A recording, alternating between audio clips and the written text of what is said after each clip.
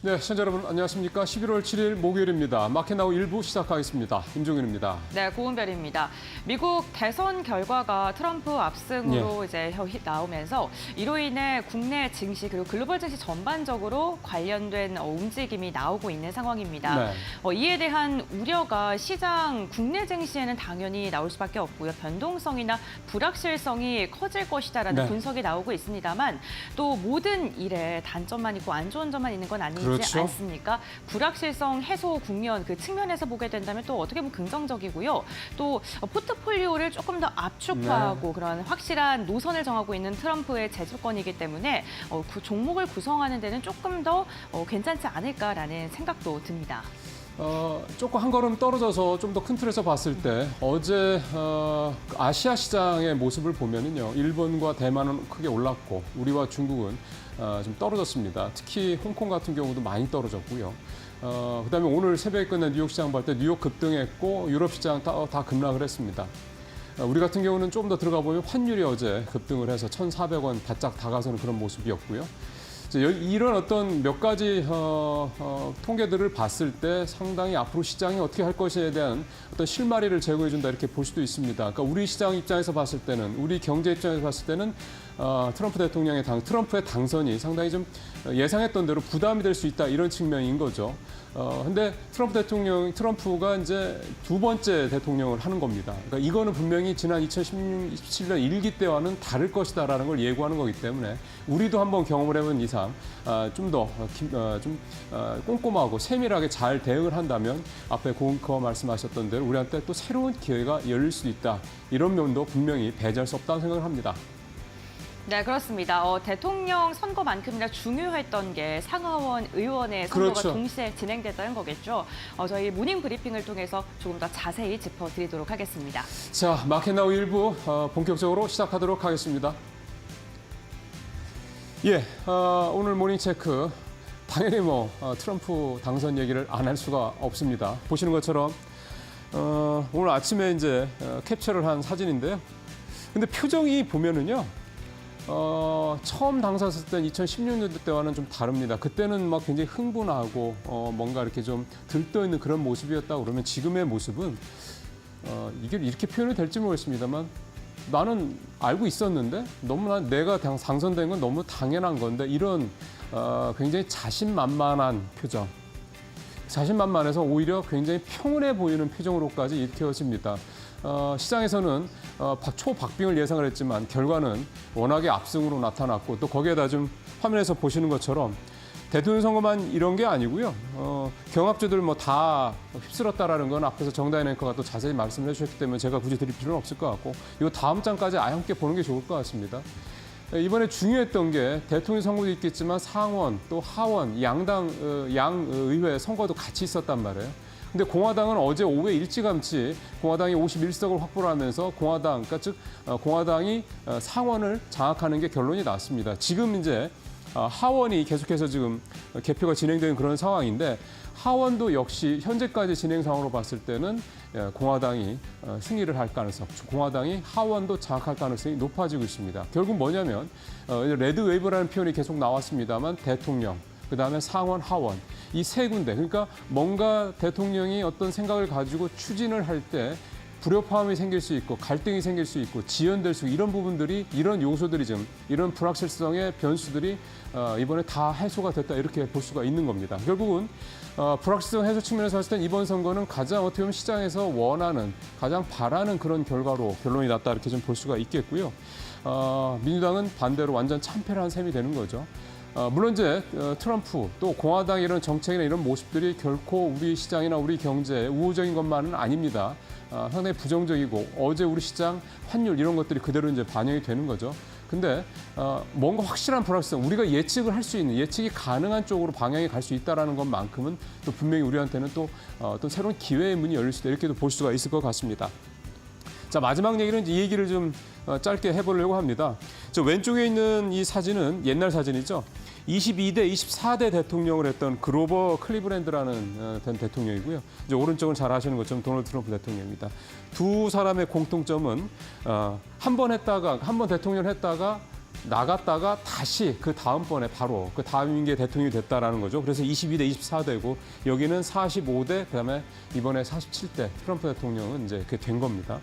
이게 이제 딱 120년 만에 이런 모습이 나타났다는 거거든요. 그러니까 트럼프의 당선이 또 이런 새로운 역사를 또 만들어냈다 이렇게 좀 볼 수가 있는 겁니다. 많이 바뀔 거고요. 또 안 바뀔 것도 상당히 많습니다. 뭐 대중국 정책 같은 경우는 별로 바뀔 게 없고 오히려 더 강화질 것이다 이런 얘기도 나오고 있는데요. 어제 저희 이데일리 TV에 출연했던 폴 공 루거 연구센터의 선임 연구원들 얘기를 좀 들어보면 이런 얘기를 했습니다. 아주 파격적인 그런 일이 벌어질 수 있다. 기존의 워싱턴 DC의 문법에 벗어나는 그런 일들이 벌어질 수 있다. 뭐 중국이라든가 러시아라든가 이런 대외 관계에서 특히나 더 그럴 수 있다. 그러니까 이런 것들이 아마 지난 1기 때와 이번 트럼프 2기 때가 완전히 다른 것일 것이다. 이게 또 새로운 불확실성 요소가 될 수도 있겠지만 또 우리한테는 새로운 또 기회의 요인이 될 수 있다. 이게 이제 가장 중요한 어떤 우리가 여기서 결론을 내릴 수 있는 부분이 아닐까 생각이 좀 듭니다. 모닝 체크 마치겠습니다.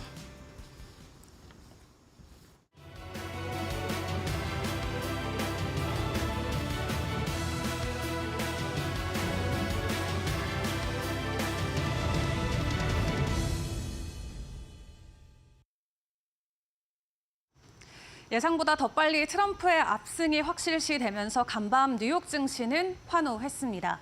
다우지수가 코로나 이후로 가장 큰 일간 상승률을 보이면서 3.5%의 지수 상승을 견인했고요. 나스닥과 S&P 500도 각각 2%가 넘는 지수 흐름이 나오면서 3대 지수가 당중에 모두 역대 신고가를 경신하는 랠리를 펼치기도 했습니다.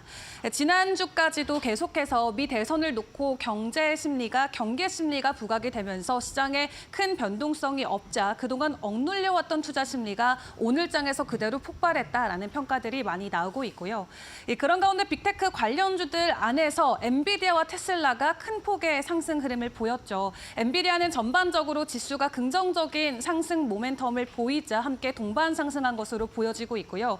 테슬라는 이 머스크가 트럼프에 올인을 했던 만큼 그에 대한 수혜감으로 그대로 주가 상승을 견인한 것으로 보여지고 있습니다. 어제까지만 하더라도 연초 대비해서 2%대 지수 하락을 보였었는데 오늘 장에서 완전히 만회하는 모습을 보였고요. 시가총액도 크게 증가가 되면서 9천억 달러까지 올라오면서 1조 달러 클럽에 입성할 수 있을지에 대한 기대감도 같이 키워가고 있습니다. 반면 애플 같은 경우는 유럽 쪽에서 진행되고 있는 소송에 대한 불안감으로 약보합권에 마무리가 됐고요. 메타 같은 경우도 트럼프가 보유하고 있는 SNS 플랫폼과 경쟁 심리 구도가 부각이 되면서 상승 흐름으로 이어지지는 못했습니다. 현재 대선 상황을 확인을 해보면 계속해서 개표 상황은 진행되고 있습니다만 대선과 상원 쪽에서 트럼프와 공화당의 승리가 확실시되면서 시장에서는 트럼프의 압승에 환호하고 있는 모습이고요. 이런 대선적인 변동성이 어느 정도는 자리를 잡아가다 보니까 변동성 지수인 빅스 지수는 이날장 20% 크게 하락을 하기도 했습니다.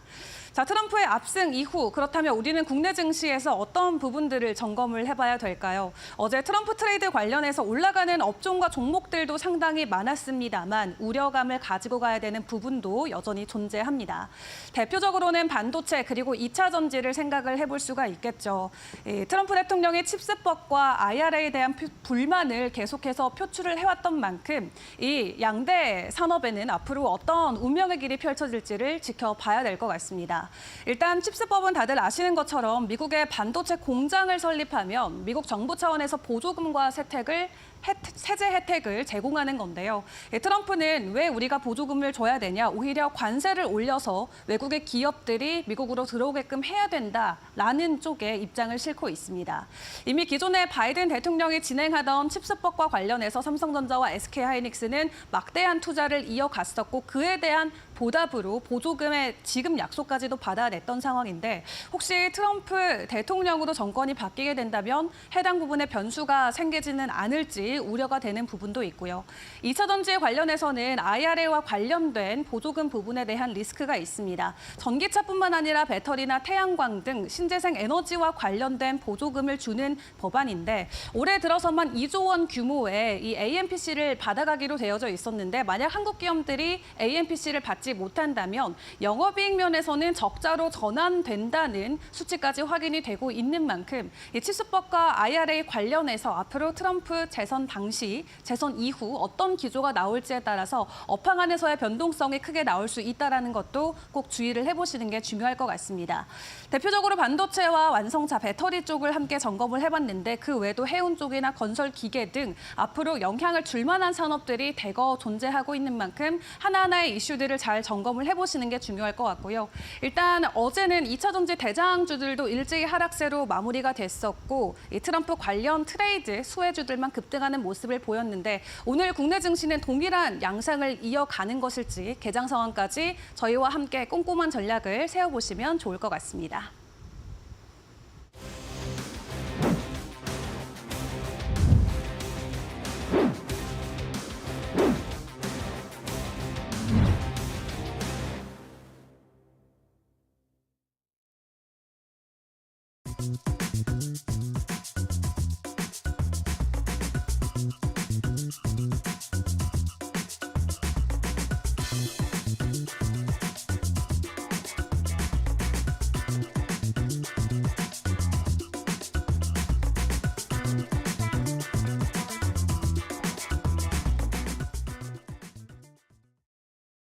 예, 이데일리 TV의 미국 대선 특집. 자, 오늘은 이제 사실상 마무리죠. 그래서 신영증권의 리서치 센터장으로 계신 김학균 센터장을 모시고요. 전체적으로 이번 선거에 대한 결과에 대한 해석도 좀 들어보고 중요한 건 이제 우리 시장 얘기죠. 그 다음에 이제 마지막으로 이제 신영증권 같은 경우도 이제 하우스뷰가 나왔을 거기 때문에 내년도에 대해서 센터장께서는 어떻게 생각하시는지 오늘 말씀까지 들어보는 식으로 좀 말씀을 하나하나 들어보도록 하겠습니다. 센터장님 어서 오십시오. 네, 안녕하십니까? 네, 아침에 시간 내주셔서 감사합니다. 예. 자, 오늘 대선 결과 아무래도 센터장님도 뭐 계속 보셨을 텐데 어떤 생각이 드셨습니까? 생각보다 일찍 결과가 나왔네요. 그렇죠. 예, 뭐 금융시장이 사실 지난 1기 트럼프 때 뭐 전체적으로 나쁘지 않았는데 실은 트럼프가 들어오기 직전에는 공포가 굉장히 심했습니다. 새로운 사람이니까. 그렇죠. 그리고 정책 자체도 그렇죠. 기존의 어떤 문법에서 벗어난 정책이었기 때문에 우리가 2010 트럼프 1기 때의 결과를 알고 있기 때문에 야, 트럼프가 되면 뭔가 좀 실용적으로 뭐 세금도 깎아주고 하면서 글쎄요. 이제 기업들에게 도움이 되겠구나 생각을 했지. 실제로 트럼프가 그 2016년 대선에서 그 개표할 때 누구나 힐러리가 이길 거라는 게 이제 다수 의견 아니었습니까? 맞습니다. 네. 근데 트럼프가 앞서가니까 코스피가 한 4% 정도 급락했어요, 장중에. 야. 그 정도로 트럼프 공포가 있었는데 네네네. 실은 뭐 4년을 겪어보고 지금 또 이제 재집권하는 거기 때문에 그런 점에서는 역시 뭐 트럼프가 좀 예측 불허의 인물이긴 하지만은 네. 금융시장 나름대로는 좀 계산을 할 수 있는 어떤 그런 근거들이 생겼기 때문에 어쨌든 뭐 어저께 미국 주요 지수들 사상 최고치를 네, 치고 네, 네, 이런 네. 것들을 보면은 네. 어쨌든 전체적으로는 기대감이 미국 증시엔 투영되는 것 같고 뭐 앞서 말씀하셨지만 근데 우리는 떨어지고 유럽도 꽤 많이 떨어졌거든요. 예, 그렇더라고요. 이거는 이제 또 트럼프 정책이 보여줄 또 한편에서는 약간의 지정학적 위험 그렇죠. 이런 것들도 좀 투영이 된 게 아닌가 생각이 듭니다. 그러면은 좀 전에 이제 일기 때랑 이미 비교를 해주셔서 말씀을 좀 해주셨기 때문에 아마 많은 우리 시청자분들께서는 투자자분들께서는 그때 있었던 트럼프 어떤 그 어떤 상승세, 그 트럼프 랠리라고 그때 표현을 했던 기억이 나는데 이 트럼프 랠리가 이번에도 또 나타날 수 있을까 이런 기대도 하는 것 같은데. 근데 제 생각에는 이게 꼭 트럼프 랠리라고 할 수 있느냐라는 말씀을 드리고 싶은데 트럼프 집권기 주가가 많이 오른 건 사실입니다. 근데 미국에서 제일 좋았던 게 트럼프 일기 때 나스닥이 제일 좋았습니다. 네네네. 근데 나스닥의 기술주들은 최근에는 뭐 이제 그 애플의 CEO인 팀 쿡이나 이런 사람들이 트럼프 지지도 선언했지만 예예예. 전통적으로 이 실리콘밸리는 이제 민주당 지지하는 주고요. 맞습니다. 기업들도 네. 또 이제 민주당 친화적이죠. 그렇죠, 그렇죠. 특히 이제 실리콘밸리의 엔지니어 이런 쪽은 뭐 이민자들도 많고 하니까 네. 그래서 2016년 말씀을 좀 드려서 그렇지만 8년 전에 대선 결과가 나올 때 당시 애플의 CEO였던 팀 쿡이 이제 사내 인트라넷으로 이제 직원들에게 메일을 보냈는데요. 그 내용을 보면 무슨 독립운동 하는 사람 같아요. 비장한 각오로. 요지는 야 트럼프 들어왔으니 참 우리가 어려움이 많을 것 같다. 그렇지만 우리가 잘해보자란데요. 근데 트럼프 집권기 때 애플 주가가 4배 올랐어요. 아, 자, 오히려. 그러면은 그 트럼프 영향 때문에 올라갔냐? 이건 아니죠. 8년 전에 트럼프가 집권했을 때 또 많은 사람들이 생각했던 게 트럼프는 친환경주의자 아니고 화석연료 친화적이다. 아, 근데 그 4년 동안의 랠리가 나타나는 그 동안에 트럼프 일기 때 에너지 섹터는 미국 시장에서 유일하게 마이너스를 기록했어요. 그러니까 시장에서 했던 거랑 거꾸로 갔다는 얘기잖아요. 그럼요. 그럼 이제 이게 뭐냐? 우리가 어떤 정책 수혜주를 찾는 것도 대단히 중요하지만 네. 뭐 트럼프 자체가 뭐 세금 깎아주고 기업 친화적인 색깔을 가진 건 사실이지만 그것 말고 다른 경로 의존성이 있는 거죠. 뭐 나스닥이 올라갔던 게 예. 트럼프가 밀어줘서 올라간 게 아니고 그때 이제 플랫폼이라고 하는 비즈니스에서 미국 기업들이 주도권을 잡았고 그렇죠. 또 코로나가 또 닥치니까 또 그 비즈니스가 한 단계 더 뛰었고 네. AI까지 주도권을 가지니까 이제 올라간 거거든요. 그렇게 본다 그러면은 저는 이제 미국 시장을 보는 데 있어서도 일종의 경로 의존성 이게 좀 중요하다고 봐요. 정책도 물론 이제 특히 한국과 같이 수출 많이 하는 나라는 정책이 많이 투영이 될 수가 있는데 예. 정책도 중요합니다만은 이제 그런 점에서 보면은 저는 미국 시장은 2016년에 트럼프 집권했을 때 S&P 500의 PER이 17배. 네. 네. 오늘 새벽에 사상 최고치 치면서 26배. 주가도 또 이미 많이 올라 있고. 그렇죠. 뭐 그런 거라 그럼 제 생각에는 지난 4년보다는 출발하는 환경은 좀 조금 이제 부담스러운 데서 글쎄요. 출발한다고 봐야 되지 이미 않을까 올라와 싶습니다. 있으니까. 네. 예. 사실 지금 선생님 말씀 들으면서 저는 들었던 생각이 속단한다라는 게 그러니까 내가 이 사람 이렇다고 얘기했으니까 이 사람 이렇게 될 거야. 이 사람이 대통령이 되면 이렇게 될 거야라고 속단한다라는 게 굉장히 위험하다라는 생각이 좀 실은 드는군요. 그거는 선거 전에 이미 어느 정도 투영이 되는 것 같아요. 지금도 뭐 가상화폐나 이미 뭐 소위 트럼프 트레이드라는 걸로 이제 많이 반영이 됐거든요. 예. 그렇기 때문에 지금은 자산 가격이 굉장히 많이 올라 있는 상황이기 때문에 네. 조금은 그런 점을 고려해야 되지 않을까 생각이 들고요. 예. 그리고 이제 지정학이라고 하는 게 실은 우리가 분단된 나라에 살면서 약간의 좀 이제 좀 둔감해진 것도 있죠. 북한이 핵실험을 하거나 이 뭐 탄도 미사일 실험을 해도 사실은 또 그래라는 정도인데요. 시장도 별 반응 안 하고. 별 반응 안 하고요. 네. 근데 조금 이제 미국 시장이 8년 전에 트럼프 일기 때보다 굉장히 주가가 많이 올라가고 이런 말씀을 이제 드렸는데 네.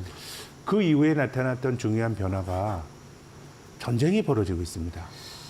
그러니까 그렇죠. 우크라이나에서 이제 러시아와 충돌이 있는데 이게 전 세계적으로 전면전으로 갈 수 있다라고 하는 뭐 그런 거는 저는 뭐 가능성은 매우 낮다고 봐요. 우리가 냉전이 있을 때도 핵무기를 미국과 소련이 뭐 몇만 기씩 가지고 있어도 전쟁이 안 터진 이유는 결국은 공포의 균형이라고 할까요? 내가 저 사람을 공격했을 때 나도 공격받을 수 있다는 그런 우려 때문에 전쟁이 안 났고 네. 그런 정도의 제 생각에는 뭐 전면적인 전쟁이나 이런 것들은 여전히 뭐 억제될 수 있다고 보는데 그것에 대한 인간의 이성은 믿어야죠. 핵을 쏜다든가 이런 것들은 서로를 안 하는데. 네, 근데 국지전이 2년 동안 벌어지고 있어요. 그렇죠. 사실 이런 것들 우리가 생각하지 못했던 변수거든요. 중동에서도 전쟁이 벌어지고 있고 그렇게 본다 그러면 어쨌든 지정학적인 위험은 과거보다 높아졌는데 네. 또 최근에 북한이 또 우크라이나에 또 군인들을 보냈잖아요. 예, 예. 뭐 이런 상상을 예컨대 해볼 수 있을 것 같습니다. 지금 이 트럼프는 자기가 집권하면 24시간 내에 우크라이나 지원을 끊고 전쟁을 어쨌든 종결시키겠다는 거 글쎄요. 아닙니까? 그렇게 얘기를 했죠.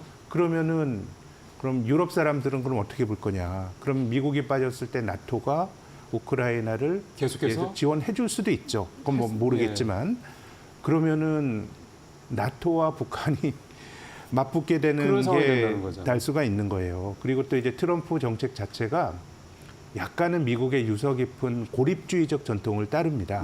우리 뭐 개입하지 말고 뭐 알아서 바이든도 해. 어느 정도 그런 정도 생각이 네. 있었죠. 생산 기지까지 다 끌어들이고 네. 그런 상황이라 그러면 미국이란 나라가 세계의 보안관 역할을 이제 한 것인데요. 네. 예를 들어서 뭐 대만 해협도 긴장이 고조가 될 텐데 트럼프는 거기에 뭐 이제 가치 외교나 동맹이나 이런 네. 거보다는 니네 방위비 더 내 막 이런 식으로 하게 되면 예. 뭔가 이 큰 전쟁이라고 하는 거는 우발적인 게 크게 파급이 되거든요. 네. 1차 세계대전도 그 오스트리아 헝가리 제국 그 황태자가 사라예보에서 암살당하면서 뭔가 방아쇠가 당겨진 거기 그런 거죠. 때문에 뭔가 촉발점이 항상 있던 거죠. 그럼요. 그래서 금융시장에서 어떤 일을 우리가 예측할 수 있는 통찰을 갖고 있지는 못해요. 우리가 어떻게 될 거다라는 말씀을 드린 것도 아니고 네. 다만 자산 가격이라고 하는 건 우리가 잘 모르는 불확실한 것들을 여러 가지 가능성에 따라 막 프라이싱을 할 수가 있는 거거든요. 네. 그런 거라 그러면 저는 지정학적인 위험에 대해서는 시장이 상당히 진지하게 프라이싱을 할 수도 있는 거 아닌가라고 그렇게 되면 되게 생각합니다. 보수적으로 간다는 얘기 아닙니까? 그러니까 뭐 그거 어떻게 보면 그거는 굉장히 약간 블랙스완과 가까운 시나리오이기 때문에 그게 현실화된다 그러면 실은 자산 배분이나 이런 것도 필요가 없는데 네. 다만 아까 말씀드린 예컨대 뭐 북한이 막 도발을 하고 했을 때 시장의 반응 이런 것들이 조금은 달라질 수도 있는 거 아닌가. 그래서 어저께 뭐 유럽이 많이 빠지고 한국도 시장이 좀 어려웠고 근데 뭐 방위산업 주식은 또 좋았고 이런 것들이 결국은. 나름은 이제 그런 어떤 그 지정학적 리스크의 그림자를 보여준 게 아닌가 싶습니다. 예. 대선 사실 이제 대선은 끝났고 불확실성은 이 부분에 대한 불확실성은 해소가 됐기 때문에 이제부터는 이제 이 결과를 가지고 이제 이게 과연 우리한테 어떤 영향을 미칠 것이냐 이 부분을 이제 말씀을 좀 드려야 되겠습니다. 그래서 오늘 센터장님 모신 것도 결국 이제 그래서 우리는 어떻게 되는 거야? 이제 이거에 대한 우리 시청자분들의 궁금증을 좀 해소를 시켜드려서 그러는 건데요. 어제 시장을 보면 이제 2차 전지주 뭐 이런 친환경 관련주들 굉장히 떨어졌고 뭐 그런 일부 이제 소위 말하는 이제 해리스 수혜주들이라고 그래야 되겠죠. 좀 통칭을 하자면 그렇고 거시적으로는 봤을 때는 환율이 크게 올랐고 네. 또 이런 부분들이 이제 우리 시장에서 뭐 잠깐이지만 나타났던 현상이라고 볼 수가 있는 건데 중요한 거는 이제 여러 가지 말씀하셨던 그런 불확실성 이런 부분들이 결국은 이제 계속 우리 시장, 우리 경제에 어떤 변수로 작용할 것이냐 네. 이 부분이 이제 제일 걱정이실 것 같아요. 그렇죠. 뭐 그런 부분들은 실은 이제 우리의 뭐 정치나 네. 이런 영역에서 불확실성을 좀 완화시켜주는 게 좀 사실 그들의 맞습니다. 역할이라고 보는데요. 네.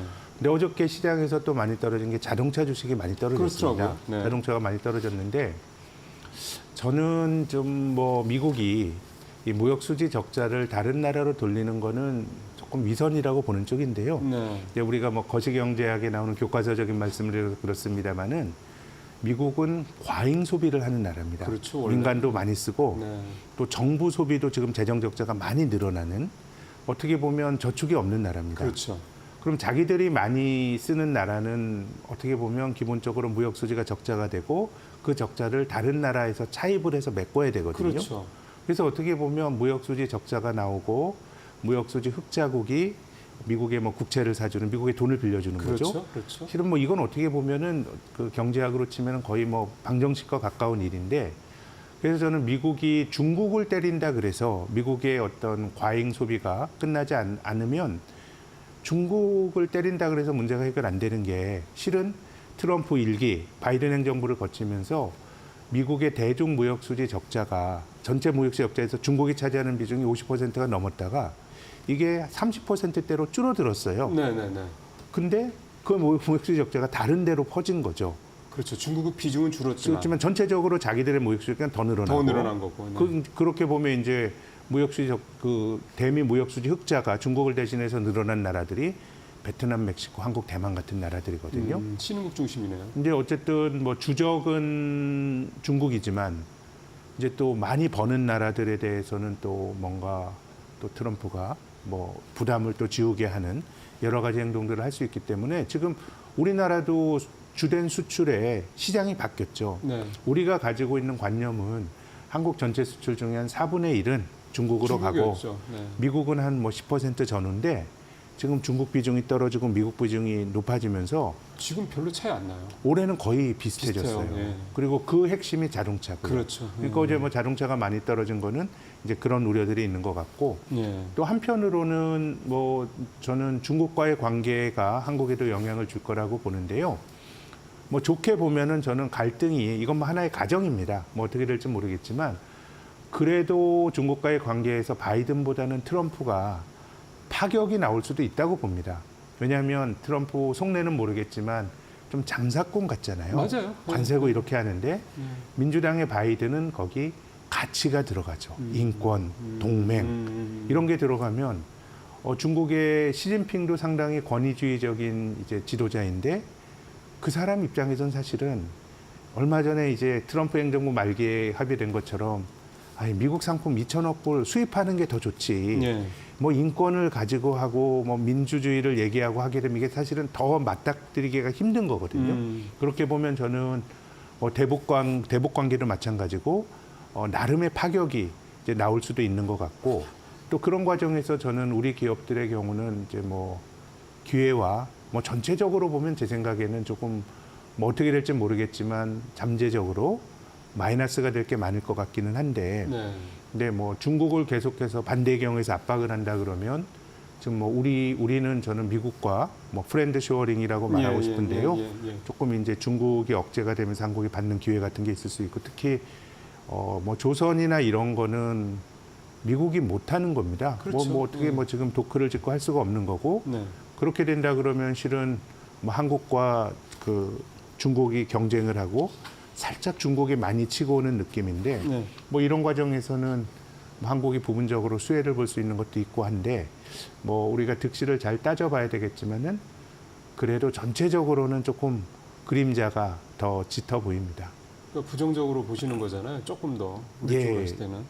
지금 중국 말씀을 잠깐 하셔서 어제 그 루거 센터의 폴공 연구원이 와서 이제 이 자리에서 말씀을 그때도 이 연구원도 그 얘기를 했거든요. 중국 관련돼서는 논리는 똑같아요. 센터장님이랑. 비즈니스맨이기 때문에 트럼프는 굉장히 파격적인 그런 어떤 변화가 있을 수도 있다. 근데 그게 우리한테는 그러지. 왜냐하면 지금 말씀하셨던 반사이익을 우리는 기대하고 있는 상황인데 계속 중국을 압박을 해서 만약 중국이랑 미국이랑 관계가 확 갑자기 좋아진다고 그러면 반사이익이라는 걸 이제 기대할 수 없게 되는 거잖아요. 그럼요. 네. 그렇다고 그러면 좀 네. 부담이 될 수도 있겠다는 생각이 듭니다. 한국이 참 어떻게 해도 참 뭐 이것저것 좀 그 부담이 되는 그런 네. 상황인 것 같은데 근데 실은 이제 우리가 미국과 비교를 해보면 주식도 미국 주가가 많이 올라가고 그런데 경제를 놓고 보면 2008년 금융위기 이후로 지금 멀쩡한 나라는 미국밖에 없어요. 그렇죠. 뭐 사실은 일본은 그렇죠. 뭐 돈 풀어서 일종의 몰핀 효과라고 보는데 주가가 올라갔고 유로존도 뭐 저는 잃어버린 10년을 보내고 있는 것 같아서 맞습니다. 그래서 뭐 너무 우리가 뭐 스스로 뭐 디프레스 되거나 이럴 필요는 없고 좀 살 길을 찾아야 되는데 뭐 유럽이나 뭐 대만이나 한국이나 참 비슷한 고민을 안고 또 앞으로 시간을 보내야 될 것 같습니다. 좀 이제 세부적인 걸 여쭤보면 아무래도 이제 많은 분들이 궁금해하는 거는 그러면 이제 트럼프가 됐으니까 반도체하고 2차 전지는 이제 에이 틀렸네 이렇게 생각들을 많이 하실 것 같아요. 어차피 2차 전지 또 굉장히 많이 떨어지고 네. 해서 일단은 그러니까 이를테면 좀 피해 업종 그다음에 수혜 업종 이런 부분들을 조금 좁혀주시면 아무리 투자자분들이 좀 이해하시기 좋을 것 같은데요. 뭐 저는 뭐 트럼프가 굉장히 좀 그 정책의 스윙폭이 클 수 있지만 그 환경 기후 온난화나 여기에 대해서는 거의 좀 확신을 갖고 있는 것 같아요. 그 파리 협약 같은 것도 바로 뭐 탈퇴해버리고 네, 하지 네. 않았습니까? 그렇게 본다 그러면 친환경 쪽은 확실히 조금 리스크가 있는 것 같고 이 리스크 확실히 이제 있고, 네. 우리나라 2차 전지 같은 경우는 뭐 전기차 캐즘 논의가 되는데 어쨌든 중국 쪽에 미국 쪽에 많이 지금 투자를 지금 이미 그러니까요. 삽을 팠거든요. 네. 그래서 조금 걱정되는 거는 2차 전지가 조금 걱정이 되고요. 네.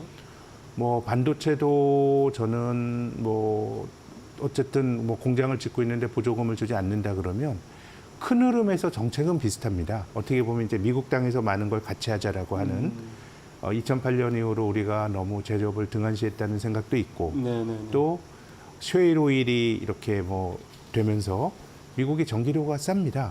제조업도 굉장히 이제 기반이 좋아진 것도 있고 또 코로나를 거치면서 야 이게 너무 분업으로 멀리 떨어져서 만드는 게 안 맞아요. 좋다는 네. 생각도 있고 뭐 그렇기 때문에 크게 보면 고립주의인데 바이든은 우리가 돈 줄게 지어라는 거고 트럼프는 왜 바보같이 그러냐 관세 물리면 관세 안 내기 위해서 알아서 공장 지을 건데라고 그렇죠. 하니까 그런 정도의 리스크는 이제 우리가 조금 져야 하는 것 같고 그리고 또 한 가지는 저는 한국 기업들 입장에서는 혹은 이제 다른 나라 기업들 입장에서는 또 4년이 비슷한 게 반복이 될 거 걱정하는 게 뭐냐면 바이든이 미국의 공장을 막 지으라고 하지 않았습니까? 네. 근데 이게 잘 안 되는 것 같아요. 제일 먼저 미국의 그 득달같이 달려갔던 기업이 TSMC입니다. 네네네. 피닉스에 공장을 지었어요. 2022년에 삽을 파면서 2024년에 완공하고 2024년 하반기부터는 제품 양산해야 되겠다. 근데 공장 안 지어졌어요. 내년까지 지어질지도 모르겠어요. 그게 대만이랑 미국이랑 현재 공장 짓는 여건이 다르군요. 일단은 그 공사비나 이런 게 많이 올라가니까 이게 코스트가 높아져서 그 공정이 늦게 되는 게 있고요. 두 번째는 사람이 없대요. 사람이 없기 때문에 저는 그 바이든 정부가 했던 그런 것들이 이제 진행이 된다 그러면 예. 정책과 무관하게 그런 요인들 때문에 뭔가 조금 이제 그런 미국 우선주의가 좀 주춤거릴 수가 있는데 크게 보면 미국 땅에 공장을 들인 것 같지만 카드가 바뀌었잖아요. 네. 이쪽은 이제 관세를 올리면은 못 견디고 지을 거라고 하니까 그 실험이 성공할지 안 할지 모르겠지만 그걸로 또한 몇 년 또 가야 되는 거거든요. 예. 그렇게 본다 그러면 이제 기업들 입장에서는 조금은 위험도가 좀 있지 않을까 생각이 들고 네. 또 자동차 같은 경우 어쨌든 미국에서 성공하고 있다는 게 잠재적으로 좀 역으로 트럼프가 어떻게 나올지 모르겠지만 투자자들이 걱정스럽게 생각할 수 있는 것 같고요. 뭐 조선 같은 경우는 조금 뭐 중국의 견제나 아니면 네, 네. 미국이 잘 못하는 게 될 수가 있는 것이고요. 또 뭐 원전이나 뭐 이런 것들 그리고 또 미국에 이미 공장 갖고 있는 기업들 어저께 뭐 주가가 그렇게 반영을 했는데요. 그렇더라고요. 예. 뭐 굳이 따지면 그런 류의 종목들은 조금 기회가 있지 않을까 생각합니다. 방산도 많은 분들이 트럼프 수혜주라고 하는데 사실은 트럼프가 되든 안 되든 누가 되든 간에 방산주는 앞으로도 계속해서 수혜를 입을 것이다 이런 얘기도 좀 하는 것 같고. 굉장히 다만 이제 네. 방산주가 좀 밸류에이션이 상당히 높아졌고 또 방위산업이란 게 어떻게 보면 어느 국면에서 마진율이 엄청나게 이렇게 국가로부터 빼내긴 좀 힘든 거거든요. 아, 마진이 박하다. 그렇죠. 그렇기 때문에 이제 그런 것도 같이 고려를 좀 해야 되지 않을까 싶습니다. 예. 이게 사실은 밸류에이션이 그래서 참 중요한 것 같습니다. 네. 그러니까 아까 처음에 말씀하신 것처럼 이미 좀 사실은 많이 S&P 기준으로 봐더라도 많이 올라와 있는 상태이기 때문에 네. 소위 말하는 트럼프 랠리가 또 있을 수 있겠지만 4년 전과는 분명히 4년 전이죠. 8년 전이죠. 8년 네. 전과는 그 폭이 다를 것이다라고 그럼요. 말씀하셨던 것도 그렇고 지금 뭐 2차 전지라든가 반도체라든가 자동차 쪽, 이 기본적으로 좀 친환경 관련된 여기서 자동차라는 거는 이제 전기차 쪽에 대한 비중이 좀 크니까 그쪽 미국에서는 뭐 그런 부분들이라는 말씀을 하셨고 조선이나 원전이나 방산 이런 쪽은 괜찮을 거다 또 이런 말씀도 좀 하셨고. 근데 사실 이제 이거 이렇게 쭉 한 부분들에 대해서 이제 우리 시청자분들께서는 이제 그렇겠다 이해하시는데 큰 어려움은 없을 것 같아요. 근데 이제 사실은 아까 블랙스완 얘기도 잠깐 하셨기 때문에 이대로 그냥 가면 갈려나라고 하는 거에 대한 항상 우리가 네. 뭔가 이제 예상을 못했던 뭔가 네. 어떤 새로운 변수 또는 예상치 못했던 변수 또는 이미 굉장히 심화되고 있지만 아직은 시장에서 그렇게까지 네. 부각되지 않는 변수 이런 부분들도 좀 짚어주시면 좋겠습니다. 저는 금리 같습니다. 지금 대체로 한국이나 미국이나 이제 금리가 좀 떨어질 거다라는 기대를 갖고 있잖아요. 기준금리를 내렸으니까 또 연준이. 미국 예. 뭐 국채 같은 것들 뭐 사야 된다는 주장도 있고 한데 지금 미국 10년짜리 국채 수익률이 9월 달에 연준이 빅컷을 하기 전에 3.6%대까지 갔거든요. 네. 근데 지금 4.4%예요, 오늘 새벽에. 오늘 예. 급등하더라고요. 그럼 이제 금리가 올라가는 게 미국 경기가 좋을 것에 대한 기대도 있고. 그렇죠. 근데 저는 8년 전과 지금 또 비교해 트럼프 일기 때와 비교해 볼 때 미국 경제에서 가장 많이 좀 바뀐 것 중에 하나는 정부 빚이 너무 늘어났습니다. 재정 적자가. 부채가 코로나 때부터 훅 늘어났죠. 바이든 때도 많이 쓰고. 예. 그래서 저는 이제 잠재적으로 보면 금리가 문제를 일으킬 것 같아요. 만약에 사람들은 금리가 떨어질 거라고 생각하고 연준이 금리를 낮추지만 시장 금리가 안 떨어지거나 도리어 올라가는.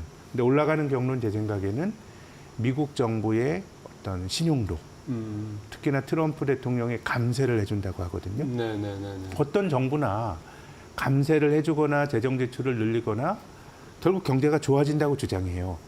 그럼으로써 경기가 좋아져서 세수가 더 거쳐서 이건 해결될 거다라는 게 사실은 레토릭입니다. 네. 근데 그 바이든 행정부 때는 돈을 왕창 쓰고 또 세금을 올릴 용기도 없어. 그러니까 재정 적자 확 늘어났어요. 네. 근데 이제 트럼프는 감세를 해준다고 하는데 이거는 뭐 공화당의 전통적 정책이죠. 정부가 하는 것보다 세금가가 좀 민감한 게 더 낫다는 건데 근데 역사적으로 보면 감세해주면 정부 재정이 즉각적으로 많이 나빠졌습니다. 감세의 가장 큰 영향이 재정 80년대 초에 레이건의 대폭 감세, 네. 2001년도에 아들 부시 대통령의 감세, 트럼프도 감세해줬어요. 네. 코로나 전까지보다 재정 적자 늘어났는데 왜 그런가 하면 감세를 해주게 되면 그들의 철학에 맞게 작은 정부로 가서 정부 지출을 줄여야 되는데 정치인들이 쓰던 돈을 줄이는 게 힘들어요. 그렇죠. 사실 우리가 그 정책으로만 보면 공화당이 집권하면 재정 지출이 조금 줄어들고 해야 되는데 레이건 때 재정 지출이 직전에 카터 행정부 때보다 연간으로 보면 50% 늘어났어요. 아들 부시 때 마찬가지고요. 트럼프 때도 오바마 때보다 늘어났거든요. 그래서 저는 이런 일이 나올 수도 있다고 봅니다. 지금은 미국 금리 올라가니까 달러가 강한데요. 미국 정부 재정에 대해서 사람들이 우려를 갖게 되면 올라가거나 혹은 연준이 금리를 낮추게 되면 올라가는 힘이 약해지더라도 잘 안 떨어질 수가 있고요. 그렇죠. 달러가 약해질 수도 있다고 봅니다. 그러니까 미국의 재정 적자는 그게 2016년도였습니까? 오바마 대통령 때였습니까? 한번 그렇게 이 부채 협상 뭐 이런 미국 정부 재정 적자 이것 때문에 한번 2011년도 그랬고요. 그게 11년이었습니까? 큰 탈이 나면 또 달러가 안전자산에 대해서 이제 뭐 강해지긴 하는데 네네. 역사적으로 보면 미국 재정이 안 좋을 때 미국의 국채 금리가 올라갑니다. 돈을 빌려주는 사람 입장에서는 그렇죠. 높은 이자를 요구하는 거죠. 금리가 올라가면 그 나라 돈의 가치가 높아지는 게 좀 상식이지만 반대로 금리가 올라갈 때 달러가 약해지는 조합도 70년대, 80년대, 2000년대 초 여러 차례 나타났거든요. 그래서 제 생각에는 뭐 달러 가치가 강해지고 약해지는 건 득실이 있겠지만 금리가 잘 안 떨어지는 게 우리가 좀 관심 있게 봐야 될 포인트인 것 같습니다.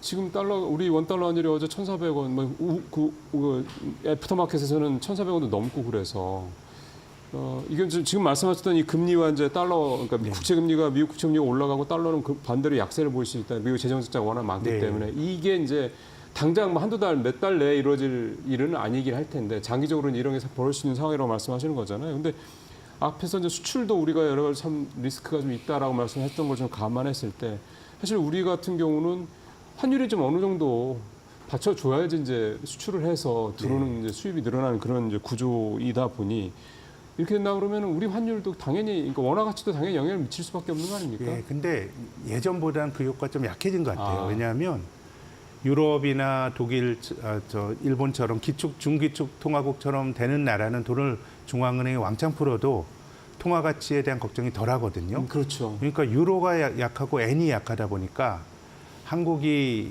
이제 원달러 환율이 높아지면서 받는 수혜가 과거보다는 조금 약해진 것 같기는 합니다. 네.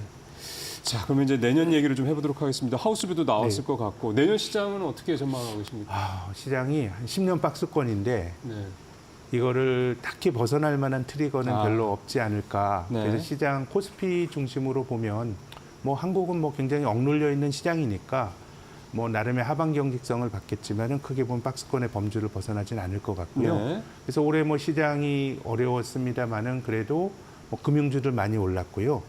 이런 것들이 일종의 주주 환원이나 그렇죠. 지배구조 개선 이건 뭐 굉장히 논란이 많지만 지금 의회 다수당인 민주당에서는 뭐 상법 개정안을 올해 안에 뭐 한번 발의하겠다 이런 얘기도 하니까요. 이게 뭐 조건 뭐 여러 가지 뭐 그 해석이 있을 수 있지만은 지배구조 개선이나 주주 환원이 좀 늘어나는 기업들은 조금 그래도 낫지 않을까. 뭐 그런 종목들 잘 찾아야 될 것 같습니다. 그러면은 결국은 화두는 뭐 이를테면 AI나 뭐 이런 것도 물론 있겠지만 거기가 뭐 미국이 워낙 잘 나가니까 우리 쪽에서는 이 주주 환원 정책을 적극적으로 펼치는 소위 말하는 밸류업 기업들을 좀 더 관심 있게 볼 필요가 있다. 그렇게 봅니다. 예. 마지막으로 내년에 사실 저도 사실 이거를 별로 이렇게 여쭤보고 싶지는 않은데 박스권이라고 하셨기 때문에 내년에 상저하고 또는 상고하저 뭐 이런 식으로 했을 때 우리 시청자분들, 투자자분들께서 이제 어떻게 좀 내년에 시장 큰 흐름이 갈 거라고 이해를 하시면 좋을까요? 지금 뭐 경기로 보면 한국 경기는 지금이 정점 부근이거든요. 경기상. 그러면 이제 경기는 내년에 조금 둔화가 된다 그러면은 경기 사이클로 보면은 조금 앞쪽이 조금 더 어려울 수 있을 것 같고 상저가 되겠네요.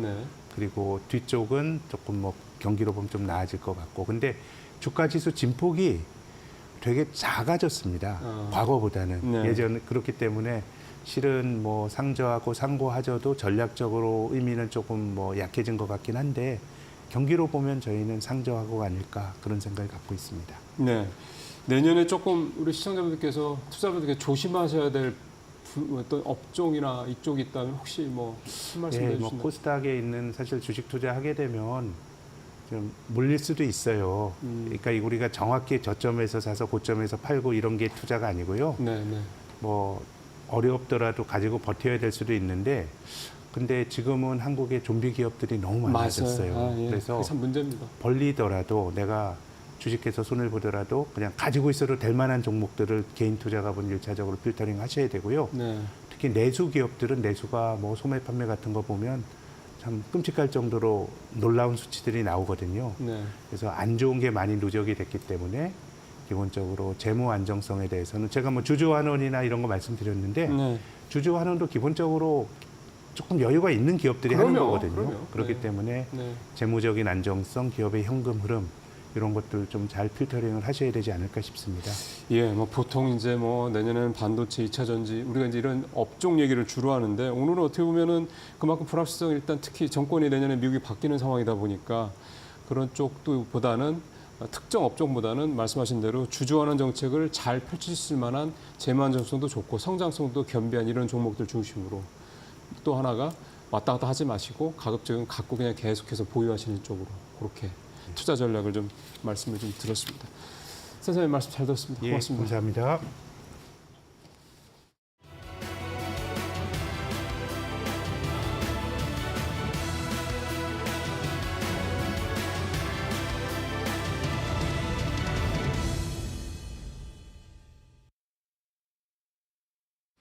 네, 마켓 리포트에서 오늘도 두 종목 함께 살펴보도록 하겠습니다. 함께 할 첫 번째 리포트는 하나증권에서 발간했고요. 종목은 대한항공입니다. 실적에 대해서 이야기하면서 앞으로 기대해도 될까요? 라는 다소 긍정적인 제목을 달았죠.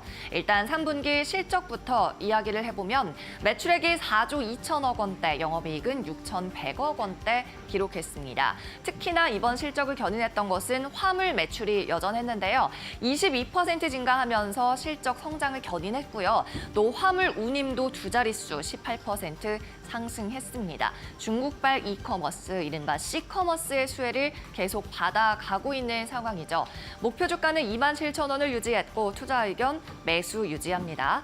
뒷장에서 더 자세히 살펴보겠습니다. 미국의 47대 대통령으로 트럼프가 당선이 됐죠. 여기에 따라 중국 C커머스발 수혜를 받고 있던 대한항공에 어떤 영향이 있을지 살펴보는 리포트 내용이 다소 있었습니다.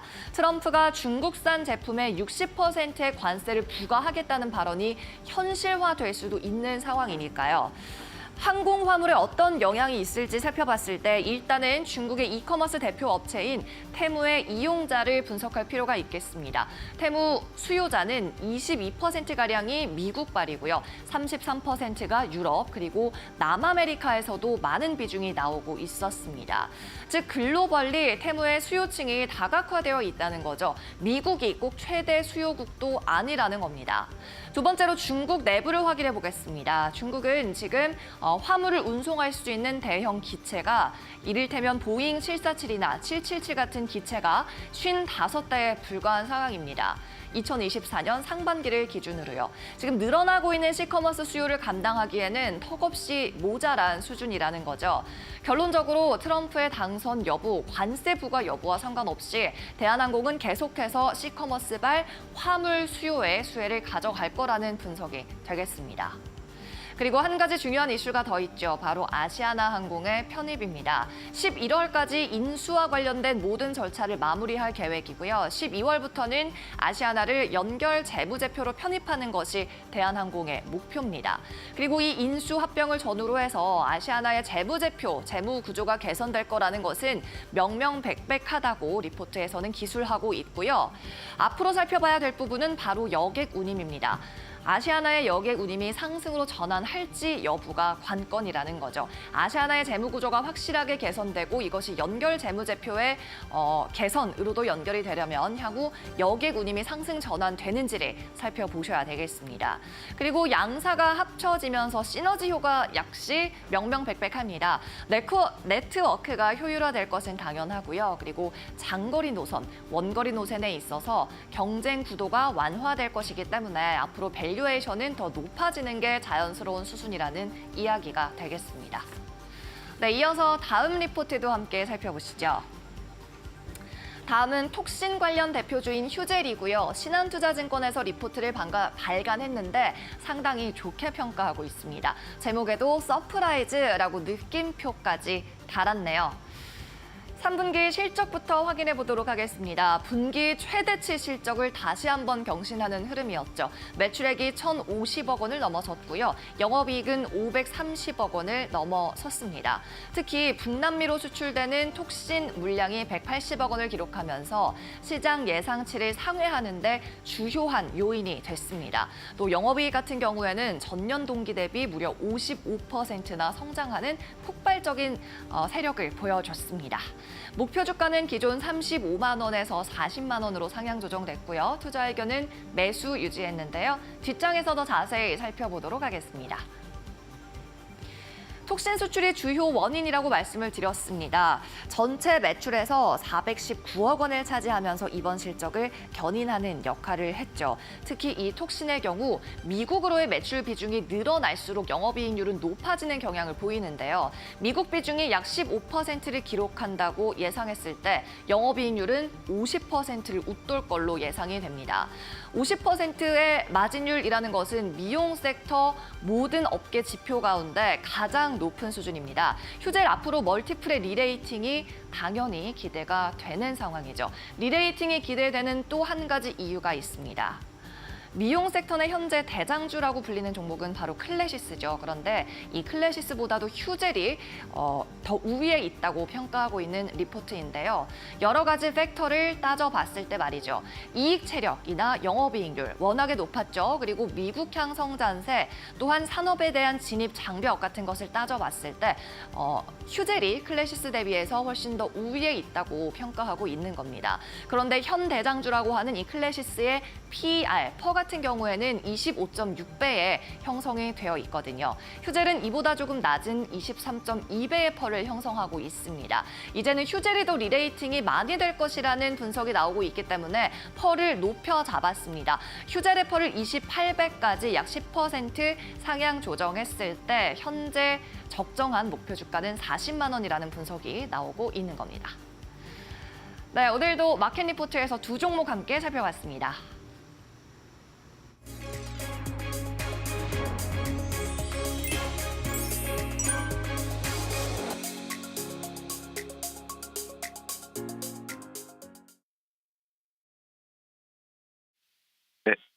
네, 전일 뉴욕 증시는 대선에서 트럼프가 당선되면서 기술주가 지수를 끌어올리면서 큰 폭 상승 마감했습니다.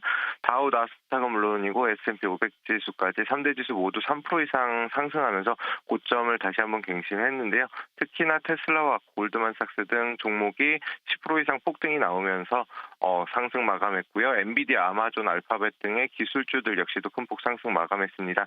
국내 증시는 전일 아쉽게도 약세로 마감했기 때문에 오늘 뉴욕 증시 영향으로 충분히 반등이 나올 것으로 보고 있고요. 상승하는 시장에 맞춰서 대응이 필요하겠습니다.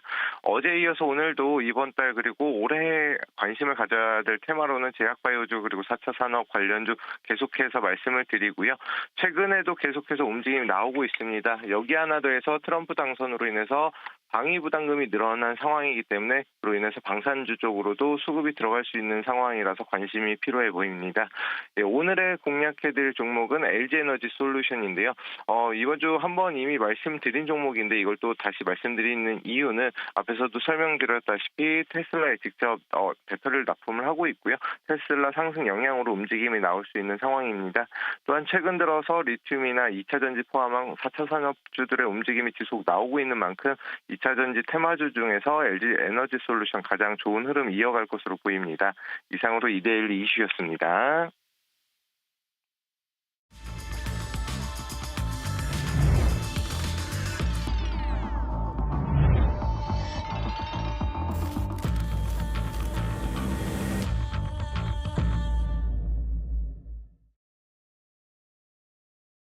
네, 8시 50분 이제 장까지 10분 정도 남았습니다. 자, 11월 7일 목요일 이제 마켓 스탠바이 시간을 이어지도록 하겠습니다. 오늘도 두 분의 전문가분 모시고 그다음에 고별 앵커와 함께 진행하겠습니다. 박수범 대표, 그다음에 신연 의원 나오셨습니다. 어서 오십시오. 예, 대선 결과 뭐 이제 확정이 됐죠. 오늘 아침에 뉴욕 시장도 상당히 급등을 했고요. 빅테크들 종주 중심으로 기술주들 많이 오른 모습도 좀 나타났고 여러 가지로 좀 오늘 우리 시장에 뭔가 단초를 제공할 만한 내용들이 좀 있습니다. 자, 박수범 대표, 오늘 탑3 뭐 준비하셨습니까? 네, 첫 번째로 미 대통령 당선에 대해서 얘기 안 할 수가 없는 상황이죠. 일단 좀 트럼프가 당선이 되었는데, 자, 그 부분에 있어서 이제 간밤에 뉴욕 증시가 강하게 상승했습니다. 다우, 나스닥 할 것 없이 전체적인 상승 분위기가 너무나 강했고, 이런 흐름들이 국내 증시에도 일단 시초가에는 영향을 좀 줄 것으로 좀 기대됩니다. 그렇기 때문에 시초가에 영향을 좀 주겠지만 이 부분들이 장중에 등락폭은 좀 있을 것 같아요. 왜냐하면 간밤에도 보면 반도체 쪽에 보게 되자면 엔비디아 같은 경우에는 크게 급등을 했는데 오히려 대만 업체인 TSMC는 마이너스로 끝났다라는 거죠. 그런 부분을 봤을 때 같은 업종 안에 있다 하더라도 차별화 움직임을 좀 보여줄 수 있다라고 좀 판단하고 있고요. 그리고 지금 현재 러우 전쟁 관련해가지고 그리고 중동 전쟁도 있죠. 이 부분에 있어서 트럼프가 그동안 얘기했던 것처럼 빠르게 이제 전쟁 종료를 하게 된다면 재건주들의 움직임들이 좀 강하게 나올 것으로 보고 있습니다. 그렇게 되면 재건주 관련 종목도 어제도 좀 장막판에 좀 움직임을 좀 보여줬는데 현대건설이나 대우건설이나 건설주들을 비롯해서 중장비를 만들고 있는 HD 현대 인프라코어라든가 HD 현대 건설기계라든가 그리고 밥캣이라든가 이런 종목들을 우리가 좀 볼 필요가 있다고 말씀드립니다. 자, 그리고 두 번째로 말씀드릴 건 이제 FOMC가 이제 오늘부터 해서 지금 회의에 들어갑니다. 그래서 내일 새벽 4시 30분 정도에 금리 발표를 할 텐데 시장에서는 다들 지금 현재 25bp 정도는 인하할 것이다라고 좀 보고 있어서 거의 99%로 좀 의견이 일치하고 있는 분위기입니다. 그렇기 때문에 그런 부분들은 일단 좀 증시에는 긍정적인 신호를 좀 주지 않을까라고 좀 판단하고 있고요. 그에 대한 뉴욕 증시는 좀 올라가고 한국 증시도 당분간은 동조화 현상을 좀 보여줄 가능성이 높다라고 판단하고 있습니다. 자, 그리고 세 번째로 말씀드릴 건 이제 한반도 지정학적 리스크가 좀 낮아져 있지 않겠냐. 왜냐하면 이제 트럼프와 김정은 간에 서로 간에 이제 편지를 주고받을 정도로 가까운 사이였기 때문에 과거에 그런 부분들에 있어서 어느 정도 좀 남북 간에 지금 현재 지정학 리스크가 좀 확대되는 분위기에 있어서 좀 완화되는 흐름들을 보여줄 가능성이 좀 높다. 그런 부분에 있어서 방위산업주들이 최근에 수출 물량이 좀 늘어나고는 있긴 하지만 이렇게 지금 현재 전쟁이 종료가 될 가능성이 높고 그런 부분들에 있어서는 방위산업 관련 주들에 대해서는 실적도 최근에 잘 나오고는 있습니다만 단기적인 심리적인 부분이 좀 악화되면서 조금 조정을 좀 받을 수 있다. 하지만 그에 대해 수요라든가 수출 전망은 앞으로도 계속해서 좋아질 것으로 좀 기대하고 있기 때문에 일시적인 조정은 좀 나와줄 수 있다는 부분들 우리 시청자분들 좀 알고 대응해보자라고 말씀드리고 그리고 좀 내수시장 관련 종목들 국내 같은 경우는 이제 내수시장 관련 종목들을 좀 더 관심 있게 좀 볼 필요가 있다고 말씀드립니다. 네, 알겠습니다. 박수범 대표는 역시나 미국 대선에 대해서 언급을 해주셨고요. FOMC 회의 결과 내일 국내 증시에 영향을 미치게 될 텐데 이에 대해서 좀 언급을 해주셨습니다. 좀 방위 산업 부분에 대해서 앞서 이슈 전문가는 조금 다른 이야기를 해주셨는데요.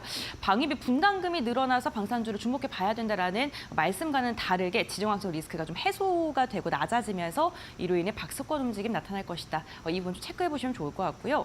그렇다면 신일섭 위원은 오늘 어떤 탑스를 들고 오셨을까요? 네, 겹치는 내용이지만 우크라이나 재건주가 미리 급등을 하면서 트럼프 지금 당선에 베팅을 했던 것으로 보입니다. 현대 에버다임이나 HD 현대건설기계가 급등을 하면서 대선 투표가 끝나기도 전에 우리나라 시장이 먼저 열렸을 때 이미 급등을 하고 끝났죠. 그리고 비트코인 관련주도 급등을 하고 끝났습니다. 사실 이번에 폴리마켓이라는 그 사이트에서 유달리 해리스와의 그 격차가 크게 났고 대부분의 레거시 미디어인 이 방송사에서는 50도 50 이런 얘기들이 나왔잖아요. 마지막에 해리스 우세에다가 출구조사는 선호도에서 해리스가 4% 앞서고 이런 내용들이 나오는 거랑 폴리마켓 같은 사이트랑 결국에 이번에 완전히 신뢰도에서 물론 폴리마켓이라는 사이트가 베팅 사이트라 베팅의 어떤 그 강도에 따라서 순간적인 변동이 심하긴 하나 결과론적으로 맞은 것은 베팅 사이트였죠. 그래서 더욱더 이번에 레거시 미디어가 안 그래도 지금 저물면서 신뢰도를 잃고 있는 마당에 이번에 결정타를 매긴 거 아닌가. 앞으로 레거시 미디어가 무슨 말을 해도 믿지 않을 것이며 큰 돈을 들여가지고 출구조사를 하더라도 저 출구조사는 왜 돈 들여서 하고 있지? 하는 무용론이 지금 대두되리라 생각이 됩니다.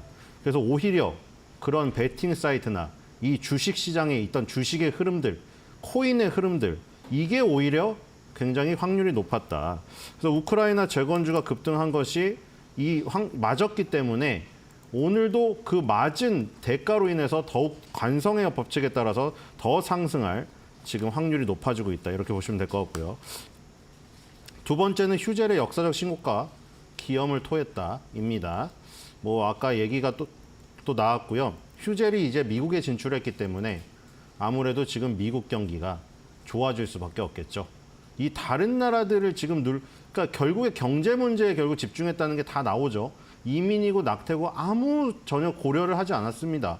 그냥 나 먹고 살기 좋으면 좋은 거예요. 소득세를 폐지한다는 게 허위맹랑한 주장 같았지만 소득세를 폐지하고 관세로 커버를 쳐주고 너네의 삶을 낫게 해주겠다. 이렇게 돼버렸으니까 다 투표를 한 겁니다. 그러니까 지금 휴젤도 사실 이 효과를 보겠죠. 거기서 이제 뭐 돈이 조금 생겨가지고 먹을 거를 먹게 되고 조금 돈이 남으니까 이제 미용에 또 투자를 할 수 있는.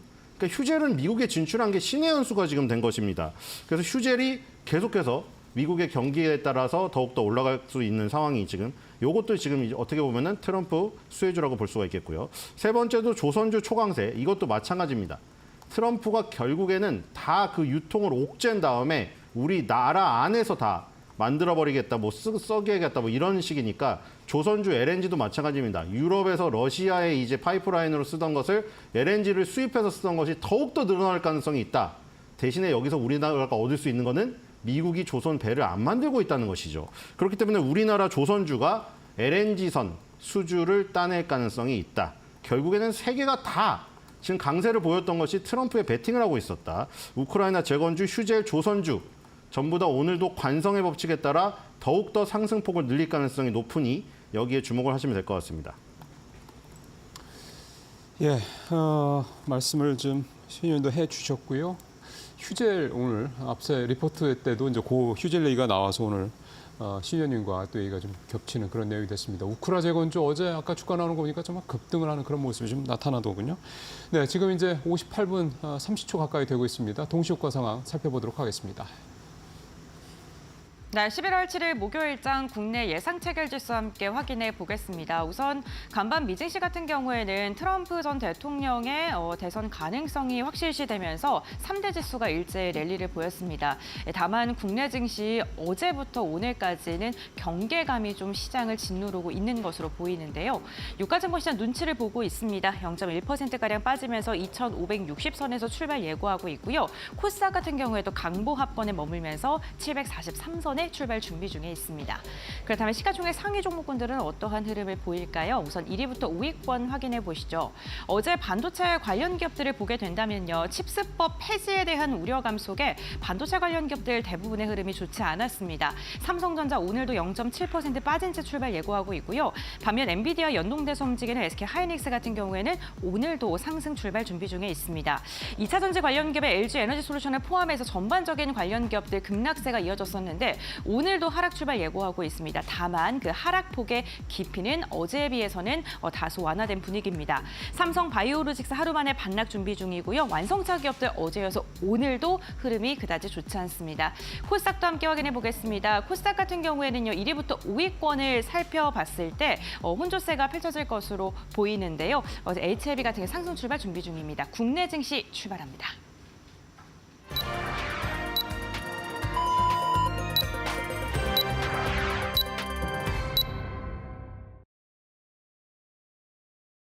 네, 11월 7일 목요일 오늘 우리 시장, 한국 시장 시작을 했습니다. 조금 아침에 좀 부진하게 시작을 하지 않겠냐. 동시효과 상황에서는 그렇게 좀 예상이 좀 된다고 고은배 앵커 좀 말씀을 하셨고요. 아직 지수가 뜨지는 않습니다만 미국 시장이 워낙 좀 급등을 한 상황인데 우리는 또 오늘도 조금 못 따라가지 않나 그런 걱정도 좀 듭니다. 지금 떴는데 0.2% 코스피는 하락이고 코스닥은 0.02%니까 아주 소폭 강보합 수준에서 지금 거래를 지금 시작하는 그런 모습이 좀 나타나고 있습니다. 네, 고은배 앵커 통해서 출발 상황을 좀 더 다양한 분야로 좀 살펴보도록 하겠습니다. 네, 목요일장 국내 증시 출발을 했습니다. 간밤 미국의 3대 지수 같은 경우에는 일제 랠리를 보였습니다. 트럼프 대통령의 재집권에 대한 기대감, 자국 우선주의 그러니까 관련된 기업들이 앞으로 수혜를 받을 것이다라는 기대감 속에 강한 상승을 보인 반면에 신흥국은 경제적으로 조금 부진한 흐름이 나타날 수 있다라는 우려감 속에 어제 오후장 국내 증시 반락을 하면서 마감을 했죠. 오늘도 역시나 그 영향을 고스란히 받고 있습니다. 코스피 같은 경우 0.2% 하락으로 출발하면서 결국에는 2,560선 내어준 채 출발했고요. 코스닥 같은 경우에도 결국에는 하락으로 반락을 했습니다. 742선에서 출발을 알린 상황입니다. 원달러 환율 부분도 함께 확인해 보셔야 될 것 같습니다. 어제 환율 급등했습니다. 오늘 결국에는 1,400원 선 넘어섰습니다. 이 환율에 대한 부담감, 가뜩이나 국내 증시 수급이 메말라버린 이 시점에서 외국인의 이탈을 더 가속화시키지 않을까 이러한 우려도 나오고 있는데요. 오늘 환율 부분 꼼꼼하게 확인해 보셔야 될 것 같습니다. 그렇다면 이데일리 스핀을 통해서 조금 더 자세한 시장 상황 알아보겠습니다. 시가총액 상위 종목군들의 출발 상황 확인해 보시죠. 먼저 유가증권 시장 살펴보겠습니다.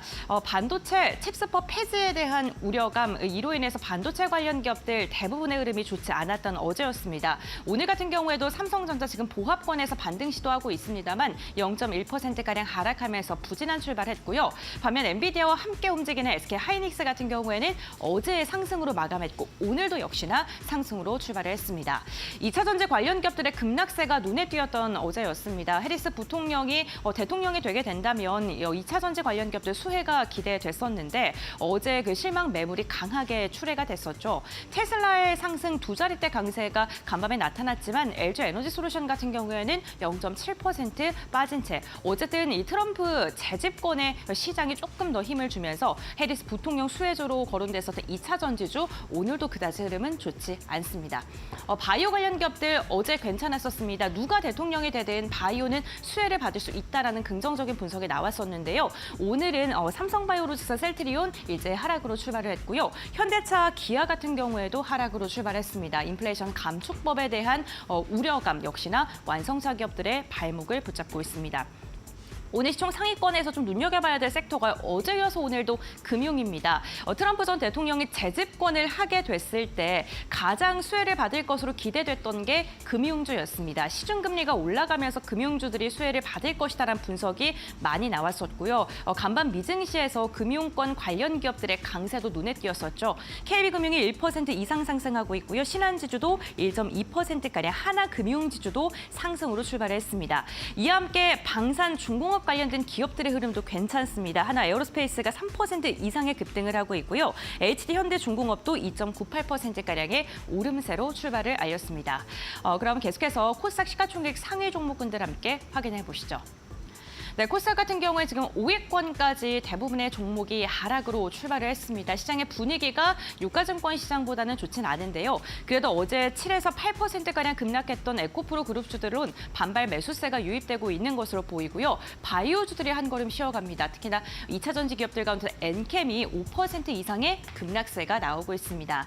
이와 함께 HPSP 오늘도 뜨겁습니다. 최대 주주의 매각 소식에 연일 급등세를 이어가고 있는 HPSP입니다. 오늘 같은 경우에도 4% 이상 상승하고 있다는 게 특징적이고요. 제약바이오 관련 기업들 가운데 셀트리온 제약이 오늘 시세가 괜찮고요. 엔터주들은 어제 오늘 하락을 합니다. SM이 2% 이상 빠집니다. 서진시스템 같은 경우에도 5%가량의 오름세가 확인되고 있는데요. 우주항공 관련된 기업들 그리고 방산주들 좀 꼼꼼하게 체크해 보셔야 될 것 같습니다. 특히나 태양 현미경과 관련돼서 우리나라와 미국이 지금 합작해서 기술 개발에 나섰는데 도킹에 성공했다라는 소식까지 전해지면서 우주항공 분야 오늘 시세 이어갈 것으로 보입니다. 체크해 보시면 좋을 것 같고요. 그럼 계속해서 시장을 주도하고 있는 업종군들도 함께 확인해 보겠습니다.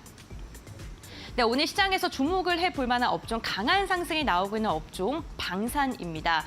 트럼프 전 대통령의 재집권에 대한 성공에 대한 기대감이 방산주로 좀 쏠리고 있는 것으로 보입니다. 2.38%가량의 강한 업종 상승률이 나오고 있고요. 방위비 분담 증가에 대한 그러한 이슈들이 방산주들의 매수세로 이어지고 있습니다. 조선 관련 기업들 오늘 흐름 좋고요. 금융, 증권사, 온라인 플랫폼까지도 오늘 상승으로 출발하고는 했습니다만 증권사 같은 경우 좀 눈치를 보고 있고요. 방산과 조선만 강한 상승 나오고 있는 상황입니다.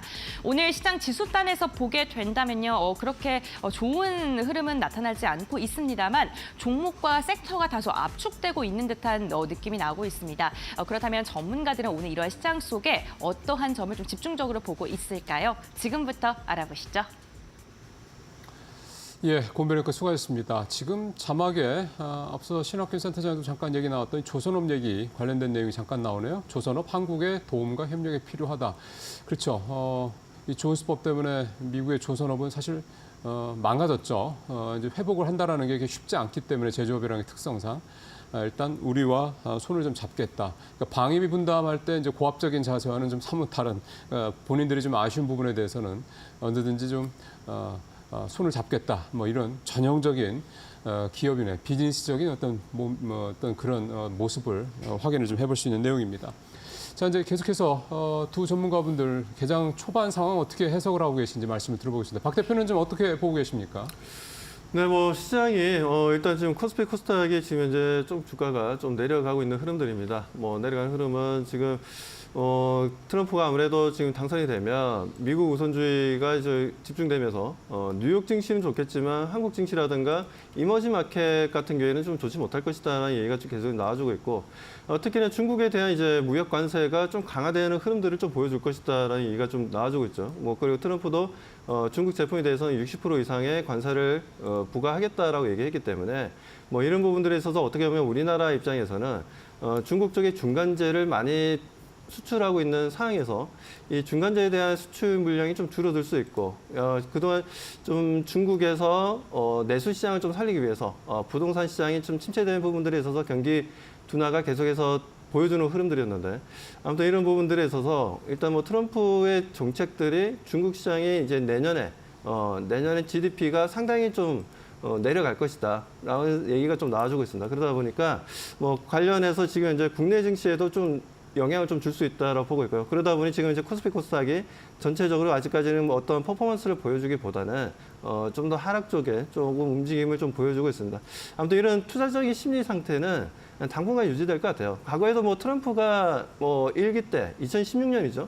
그때도 마찬가지로 미국 중심의 어떤 정책들이 계속해서 나오다 보니까 국내 증시가 2016년도에 거의 행보고에 박스피 움직임을 보여주다가 2017년도에 또 강력한 상승 흐름을 좀 보여주기도 했었습니다. 뭐 그런 부분들이 나왔던 부분들이 아무래도 그때 당시에 뭐 금리라든가 채권이라든가 그런 부분들에 있어서 트럼프가 유화적으로 좀 움직임을 좀 보여줬던 부분들이었죠. 아무튼 그런 부분들이 있는데 지금 당장으로 봤을 때는 국내 증시가 저는 뭐 박스피라고 보고 있습니다. 크게 상승하지도 못하고 크게 하락하지도 않는 뭐 흐름들을 계속 지속해 나가지 않겠냐라고 좀 바라보고 있기 때문에 종목에 대해서는 좀 말씀드리자면 지금 현재 뭐 방위산업 관련주들도 좀 올라가고 있지만 오늘 같은 경우에는 좀 차익 실현 매물이 좀 많이 나올 수 있으니까요. 방위산업 같은 경우에도 일단은 좀 쉬어가는 템포로 좀 대응해보자. 그러니까 매도 정리하고 다시 한번 좀 기회를 좀 잡아보자라고 말씀드리고 싶고요.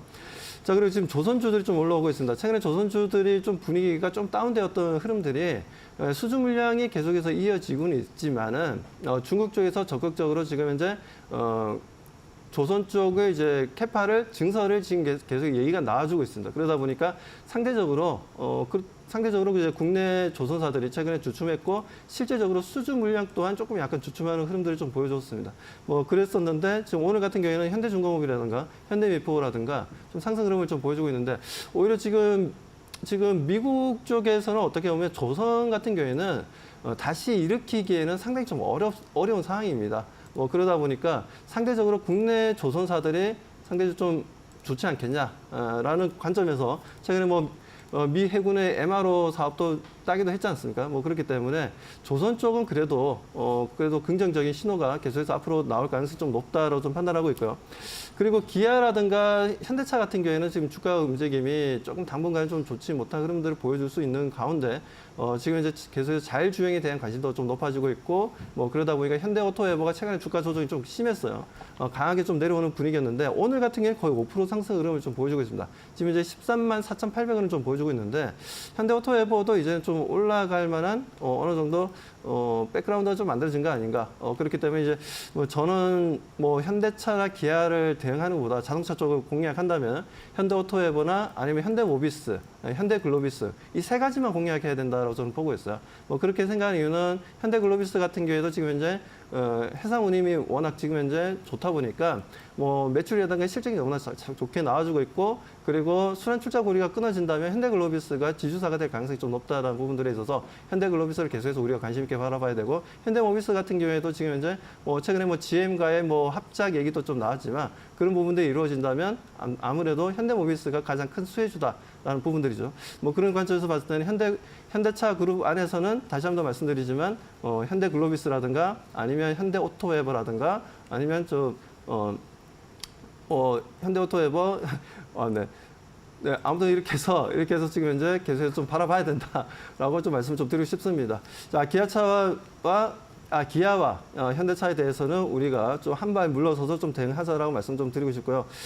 아무튼 지금 종목들의 움직임들이 아무튼 뭐 지금 현재 예. 뭐 그런 흐름들을 좀 보여주고 있는 상황이고요. 그리고 좀 뭐라고 해야 되나요? 석유화학 쪽 같은 경우에도 좀 올라가지 않겠냐라고 보시겠지만 아무래도 중국의 수출 물량이 좀 줄어든다면 중간재를 중국 쪽에 좀 많이 수출하는 석유화학 분야 같은 경우에도 조금 지금 현재 좀 좋지 못한 움직임을 보여주고 있으니까 이 부분도 좀 참고하시고 대응을 하시길 좀 바라겠습니다. 네. 조선주가 좀 어쨌든 트럼프와 윤석열 대통령 간의 이 전화 통화 내용이 전달되면서 좀 저도 좀 속보 나오는 걸 쭉 봤는데 경제와 관련돼서는 그 얘기 외에는 별로 안 보이네요. 그 정도로 특정 섹터가 나온 것도 참 드문 일인데 어쨌든 조선주가 박 대표 말씀하신 대로 상당히 강한 모습을 보이고 있다. 확인이 좀 됩니다. 자, 우리 신 의원님은 어떻게 보고 계세요? 네, 제가 뭐 윤석열 대통령하고 트럼프 대통령이 트럼프도 대통령 될지도 몰랐고 둘이 통화해서 조선주 얘기가 나올 줄 어떻게 알았겠습니까? 근데 방금 바조에서 결국 안 간 조선 하나 남았잖아요. 제가 다 네네, 전략 그렇죠. 매도시키고 조선이 또 가주네요. 기가 막히네요 지금. 그래서 결국 그 뭐 두세 달간에 계속해서 시황이 트럼프가 대통령에서도 변한 게 없습니다 지금. 제가 누누이 계속 말씀드렸잖아요. 반도체 2차 전지는 같이 진흙탕에 빠졌기 때문에 누가 손이 높으냐는 아무 필요한 얘기가 아니라고 분명히 말씀드렸죠. 계속. 진흙탕에 빠져서 허우적대는데 거기서 손이 누가 올라가는 게 뭐가 중요하냐고. 그러니까 오히려 제가 에코프로비엠하고 한미반도체하고 열심히 싸우고 막 알고리즘 매매 나올 때가 그리울 거라고 말씀드렸죠. 그렇게 피 터지게 싸울 때가 좋았는데 지금은 둘 다 지쳐가지고 둘 다 뒤로 밀려나가지고 그 숨 헐떡이고 있다고 말씀을 드렸고, 그러니까 엔비디아, 테슬라가 아무리 가도 그거랑 상관이 없는 지금 그런 상황이고, 그래서 계속 방금 바조만 간다. 그리고 거기서 빠방한 포트폴리오에서 바이오, 방산 그것도 계속 말씀드렸고, 그래서 이제 방금 바조가 계속 가는데 조선은 가지도 않았기 때문에 떨어지지도 않았다고 말씀을 드렸잖아요. 근데 지금 상황이 지금 계속해서 그렇게 전개되고 있네요. 결국 지금 반도체도 그렇고 2차 전지도 그렇고 우리나라가 미국에 뭐 굉장히 많은 뉴스 나올 때마다 계속 그 공장 얘기 거의 일주일에 두세 개씩 나왔나요? 그렇죠. 기억도 안 나죠 이제 막 2차 전지 공장, 반도체 공장 어디 세우고 어디서 무슨 물을 대주고 그 시에서 막 뭐 인력도 대주고 세금도 감면해주고 뭐 별걸 다 해주고 그렇죠. 근데 이제 트럼프가 맨날 말하는 게 그거였잖아요. 아까도 얘기를 했지만 소득세를 국민들 너네 먹고 살기 힘들지 않느냐. 4년 전하고 뭐가 달라졌습니까? 옛날에 레이건 대통령 했던 거 따라하면서. 그래서 소득세를 아예 0으로 해주겠다. 지금 뭐 실현될지 모르겠지만 소득세를 빵원으로 해주겠다. 대신에 다른 나라한테 관세 뜯어보겠다. 그러니까 다 찍어준 거 아니에요. 그러니까 지금 이게 그거예요. 뭐 삼성전자든 뭐 LG 에너지솔루션이든 LG화학이든 공장을 지을 때 막대한 세금 혜택과 무슨 뭐 지원금을 해준다고 했는데 트럼프가 나와서 할 필요가 없다잖아요. 그러지 말고 우리나라에다가 물건을 팔려면 관세를 엄청나게 부과할 테니 그러면 너네가 놀라서 그냥 공짜로 건물 지어주겠지 이럴 텐데 뭐하러 우리가 지원금을 해줘 이 얘기를 해버리니까. 그러니까 지금 가장 그 부분에서 타격이 있는 게 지금 반도체 2차 전지 공장을 지으려고 했던 이 회사들은 날벼락을, 물론 이걸 당장 뭐 금지하고 이래버리면 이 국제적인 소송이 일어나고 시끄럽겠죠. 근데 그 소송이 일어나는 그 과정 자체가 길어지고 이러면은 다 손해죠.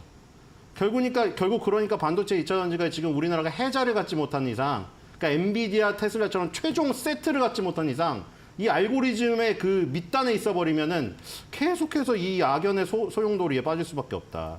근데 이제 방위 산업은 계속해서 모멘텀이잖아요. 제가 재건 얘기도 드렸던 이유가 계속 이렇게 길어지거나 뭐 끝나거나 길어져도 재건, 짧아져도 재건이에요. 결국 그렇죠? 전쟁이 길어지면 그때 뭐라고 했죠? 재건하고 같이 갈 수밖에 없는 것이고 트럼프 말대로 끝낸다고 하면은 또 재건이 빨리 다가오는 것이고. 그러니까 현대 에버다임이나 말씀드렸던 것이고 그리고 이제 뭐 저기 바이오도 마찬가지죠. 계속 2026년 지금 공화당이 다 장악을 했던데 공화당 상원위원회에서 그 통과되면 이제 바이오 생물법 통과되는 거거든요. 근데 뭐 일단 뭐 방금반은 다 저기 했으니까 뭐 금융은 워낙에 그 트럼프가 정책을 금융 쪽에 좋게 혜택을 줄 수밖에 없으니까 금융주가 좋은 거죠. 근데 우리나라가 골드만삭스처럼 키움증권이 가지는 않으니까요. 예. 근데 어쨌든 간에 방금발을 팔고 이제 조선이 남아서 조선주에서 이제 우리가 그것만 하시면 돼요. 1등주에서 꼴등주를 가리고 수남매 이 길목 지키기 똑같이 방금바에서 했던 대로만 하시면은 또 방금바에서 나온 수익을 조선에서 얻을 수 있다. 그 전략은 잠시 뒤에 턴해드리겠습니다. 예, 좋습니다. 자, 9시 16분. 지금 현재 섹터별로 움직임도 곰별앵커 통해서 알아보겠습니다. 네, 국내 증시 개장한 지 17분여 가까이 흐른 상황입니다. 투자자들의 검색 빈도가 높은 섹터 싱크풀을 통해 먼저 알아보도록 하겠습니다. 오늘 투자자들의 검색 빈도가 가장 높은 섹터는요, 우주항공과 관련된 섹터입니다. 우리나라와 미국이 공동으로 개발한 태양 관찰 현미경의 도킹 테스트 성공 소식이 전해지면서 우주항공 관련 기업들의 흐름이 괜찮습니다. 투자자들의 검색 빈도도 쏠리고 있는 것으로 보이고요. 이와 함께 조선 개장 직후에 강력한 매수세가 이어지고 있습니다. 조선과 건설, 트럼프 전 대통령의 재집권 시 수혜를 입을 수 있다라는 그런 분석이 제기되고 있는 가운데 직접적으로 윤석열 대통령과의 통화에서도 조선과 관련된 긍정적인 이야기를 하면서 지금 주목을 받고 있고요. 이와 함께 드론 관련된 섹터도 오늘 상위권에 이름을 올리고 있습니다. 아마존이 최신 배송 드론을 띄운다고 합니다. 드론 관련된 기업들도 한번 체크해 보시면 좋을 것 같고요. 지금 트럼프 전 대통령의 재집권이 됐을 때 일론 머스크와 관련되어 있는 기업군들의 흐름도 괜찮죠. 국내 2차 전지 관련 기업들은 인플레이션 감축법에 대한 그 우려감 속에 하락하고 있습니다만 자율주행이 오늘 주목을 받습니다. 자율주행과 관련된 산업이 더 빠르게 성장할 수 있을 것이다라는 기대감이 나오면서 오늘 자율주행에 포함되어 있는 관련 기업들 시세 어제 이어서 오늘까지도 연속성을 가져가고 있다는 점 확인해 보시면 좋을 것 같습니다. 이와 함께 원전 섹터도 상승하고 있다는 점 체크해 보시면 좋을 것 같습니다. 그렇다면 이렇게 투자자들 검색 빈도가 높은 섹터 싱크풀을 통해 알아봤고요. 이데일리 스핀을 통해서 시장을 주도하고 있는 종목들 살펴보시죠. 먼저 상승률 상위 종목 함께 확인해 보도록 하겠습니다. 오늘 상승률 상위 종목을 보게 된다면요. 상위권에 조선 관련된 기자재 기업들, 피팅 기업들 이름을 다수 올리고 있습니다. 현대임스가 결국에는 가격 제한폭까지 상승을 한 모습이고요. HVM도 24%가량 오름세가 나타나고 있고 오리엔탈 전공 역시나 두 자릿대 강세가 포착되고 있습니다. 인공위성 그러니까 항공, 우주항공과 관련된 기업들도 오늘 흐름 괜찮다는 걸 싱크풀을 통해 확인을 해봤는데요. 대표적으로 LP위성이 두 자릿대 강세가 포착되고 있고요. 화장품 관련된 기업들 가운데서는 콜마홀딩스가 오늘 강한 상승이 나오고 있습니다. 이와 함께 더본코리아, 백종원과 관련된 기업이죠. 어제 50% 이상 상승하면서 종가 체결했고요. 오늘도 두 자릿대 강세를 가져가고 있습니다. 자율주행과 관련돼서는 라이콤이 9%가량의 오름세에 중공업 관련 기업들 지금 성광밴드나 그리고 대표적으로 HD 현대중공업이 8% 이상 상승하고 있고요. STX 엔진도 두 자릿대 강세가 지금 포착이 되고 있습니다. 그럼 계속해서 거래량이 강하게 실리고 있는 기업은 어떤 게 있는지 확인해 보시죠. 거래량 상위 종목을 보게 된다면요. 우크라이나 재건 그 가운데서도 섹터 안에서 종목별 움직임의 변동성이 점점 더 커지고 있습니다. 대표적으로 어제 강한 상승이 나왔던 SG 같은 경우에는요. 매도와 매수의 공방이 현재 굉장히 치열하면서 상승과 하락을 반복하고 있다는 점 확인해 보셔야 될 것 같고요. 일신석재 그리고 SOST텍 같은 경우는 오히려 깊은 낙폭이 확인이 되고 있는 상황입니다. 상황입니다. 자율주행 관련 기업인 라이콤이 오늘 대장주 역할을 하고 있는 것으로 보이고요. 9%가량의 오름세가 확인되고 있고 HD현대중공업과 함께 삼성重工업도 거래량 괜찮습니다. 오늘 5%가량의 상승. 그리고 방산 기업들 가운데서는 최근에 방산의 대장주로 움직였던 하나시스템 지금 6%가량의 오름세 확인되고 있고요. 거래량 여전히 강합니다. 리튬 관련 기업도 오늘 한 걸음 쉬어가고 있고요. 오늘 신규 상장된 기업 가운데 하한가 인근에서 거래가 되고 있는 종목이 있습니다. 토모큐브입니다. 지금 현미경, 그러니까 미세 세포를 조금 더 자세히 볼 수 있는 기술력을 갖고 있는 기업이고요. 공모가 같은 경우에는 상단을 초과한 16,000원에 형성이 됐었는데 현재 구간에는 28% 이상의 하락세가 펼쳐지고 있는 상황입니다. 오늘 상승률을 상위 종목을 보게 된다면요. 역시나 트럼프의 재집권과 관련된 기업들이 주목을 받고 있는 것처럼 보이는데요. 그다음 전문가는 오늘 종목군들 가운데 어떠한 지금 투자 포인트를 보고 있을까요? 지금 바로 확인해 보시죠. 예, 박수영 전문가, 종목적으로는 오늘 어떻게 보고 계십니까? 네, 뭐 일단 뭐 지금 중소형주 쪽에서는 아무래도 지금 이제 뭐 인공위성 관련 종목들이 좀 강합니다. 예. AP 위성 같은 경우도 15% 정도 상승했고요. 그리고 지금 이제 그 외에도 좀 보게 되면 인텔리안테크라든가 세트리가이라든가 다들 좀 시초가가 좀 급등하면서 시작되었는데, 근데 문제는 차익 매도 물량이 좀 나오고 있다라는 거예요. 그 부분에 있어서 조금은 우리가 조심스럽게 좀 대응할 필요는 있다라고 말씀을 좀 드립니다. 자, 그리고 지금 건설 이제 재건, 저는 그렇습니다. 지금 현재는 이제 방위산업 관련주들이 좀 아침부터 좀 강하게 좀 움직임을 좀 보여주고 있지만, 일단은 좀 다들 보면 뭐 어느 정도 차익 매도 물량이 나오면서 조금 방송 시작할 때보다, 개장 시작할 때보다 지금 현재는 조금 내려와 있는 상황이에요. 일부 차익 매도 물량이 나오고 있다는 거죠. 그렇다면 반대편으로 우리가 재건 관련주들을 좀 봐야 되지 않나라고 좀 판단되고요. 뭐 현대건설이라든가 대우건설이라든가, 그리고 전체적으로 보면 건설 쪽이 최근에 안 좋았지 않습니까? 안 좋은 가운데서도 실적이 그나마 좋게 나오는 쪽이 DLENC라든가 아니면 GS건설 쪽이었다라는 거죠. 뭐 그런 부분을 봤을 때는 뭐 현대건설이라든가 여러 뭐 대우건설도 마찬가지고 뭐 그런 쪽도 긍정적으로 바라볼 수 있지만, 그래도 최근에 그래도 매출이라든가 영업이익이 계속해서 성장 스토리를 계속해서 써 나가고 있는 업종이 안 좋은 상태에서도 좋은 실적을 내고 있는 GS건설이라든가 DLENC를 관심 있게 좀 바라보면서 우리가 좀 현재도 매수 가능한 구간이라고 좀 보고 있습니다. 워낙 지금 이제 뭐 두세 달 정도 횡보 구간을 좀 만들어 왔기 때문에 상승 추세로 전환되면 빠르게 단기 급등도 할 수 있다라고 좀 판단하고 있어서 그쪽을 좀 바라보면서 우리가 대응을 해보자라고 말씀드리고요. 뭐 그 외에도 보면 저는 내수시장 관련 종목들을 좀 볼 필요가 있다라고 말씀드리는데, 뭐 워낙 지금 현재 뭐 트럼프가 이 세상에서 가장 아름다운 단어가 뭐냐 했을 때 관세라고 얘기했거든요. 그렇다면 관세를 올리겠다는 거잖아요. 뭐 그렇다면 그 관세에 대해서 우리가 염려하지 않고 대응할 수 있는 건 아무래도 저는 먹거리라고 좀 보고 있습니다. 먹거리라고 좀 바라보고 있기 때문에 뭐 그렇다면 CI제일제당을 비롯해서 뭐 대상을 비롯한 여러 지금 먹거리 관련 종목들, 최근에는 삼양식품 같은 경우에도 상당히 크게 상승 분위기를 보여줬지 않습니까?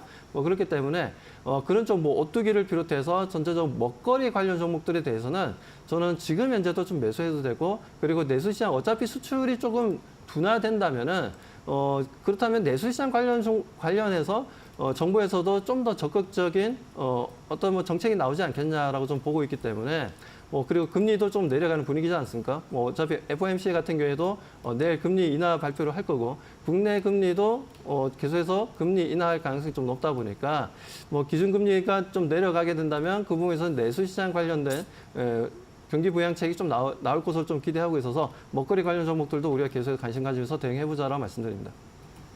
네, 마지막으로 음식료 쪽 언급까지 박 대표 해주셨고요.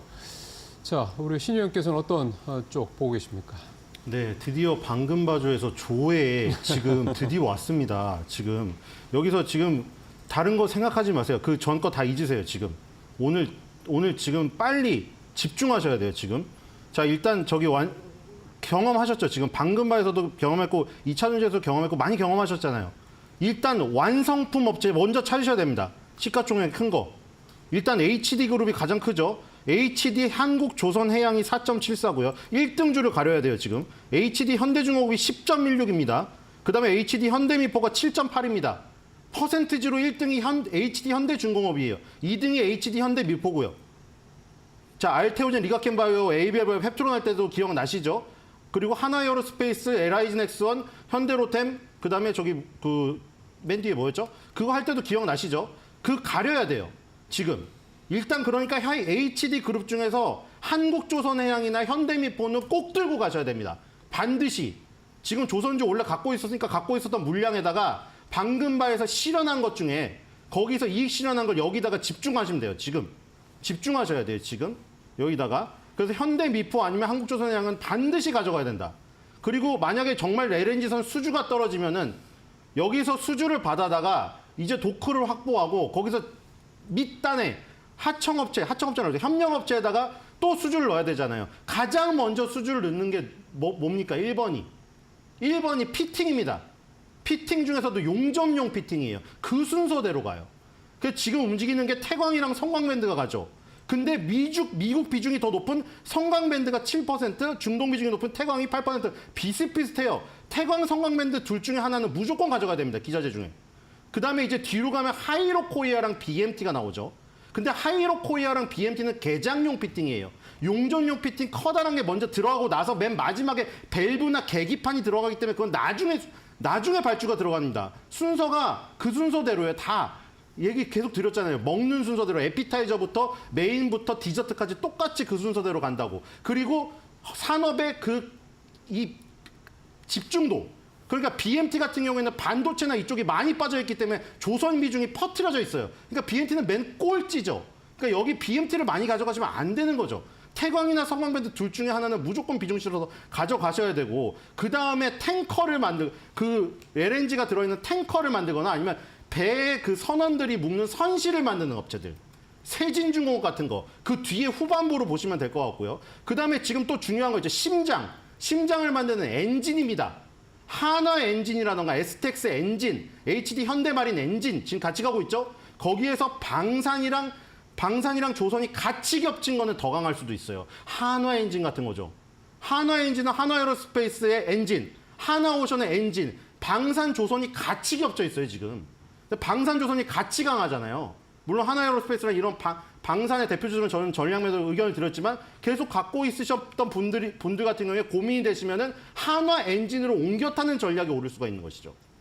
이런 식으로 지금 하시면 되고, 네. LNG에서 더 나아갔을 때 그 다음에 LNG 본행제가 나옵니다. 한국카본이나 동성 화인텍 이거를 이제 공략할 타이밍을 4, 5번에 두고 세팅을 해놓으시면 되겠죠. 네, 알겠습니다. 이 방금바조 중에 오늘 조선이 강한 상승이 나오면서 굉장히 열정적으로 밸류체인에 대해서 좀 설명을 해주셨는데 시간이 조금 이제 부족해서 여기서 좀 마무리하도록 하고요. 그렇다면 오늘 두 분이 개장 직후에 오늘 증시 키포인트 어떻게 선정하셨는지도 궁금한데요. 먼저 박수범 대표님 말씀해 주시죠. 네, 저는 지금 현재 좀 트럼프가 과거에도 마찬가지지만 항상 좀 유연하게 좀 움직입니다. 그렇기 때문에 국내 증시가 지금 현재는 좀 좋지 못한 흐름들을 좀 보여줄 수는 있다라고 좀 판단이 들어서 일단 내수 관련 종목들에 대해서 우리가 좀 집중적으로 대응해보자라고 말씀 좀 드리고 싶습니다. 네, 알겠습니다. 내수 시장 좀 지속적으로 강조해 주시고 계시고요. 그렇다면 신일섭 위원님은 키포인트 어떻게 선정하셨을까요? 네, 미리 새로운 용어를 만들어 왔습니다. 이제 노아의 방주를 타라. 우리나라는 지금 완전히 폭풍우에 몰아치기 때문에 지금 살아남으려면 노아의 방주를 타셔야 돼요. 방산 그리고 방주가 배잖아요. 그래서 방산 조선에 올인하십시오. 네, 알겠습니다. 이렇게 두 분과 함께 오늘장 키포인트까지 들어봤습니다. 오늘 말씀 여기까지 듣겠습니다. 고맙습니다. 수고하셨습니다.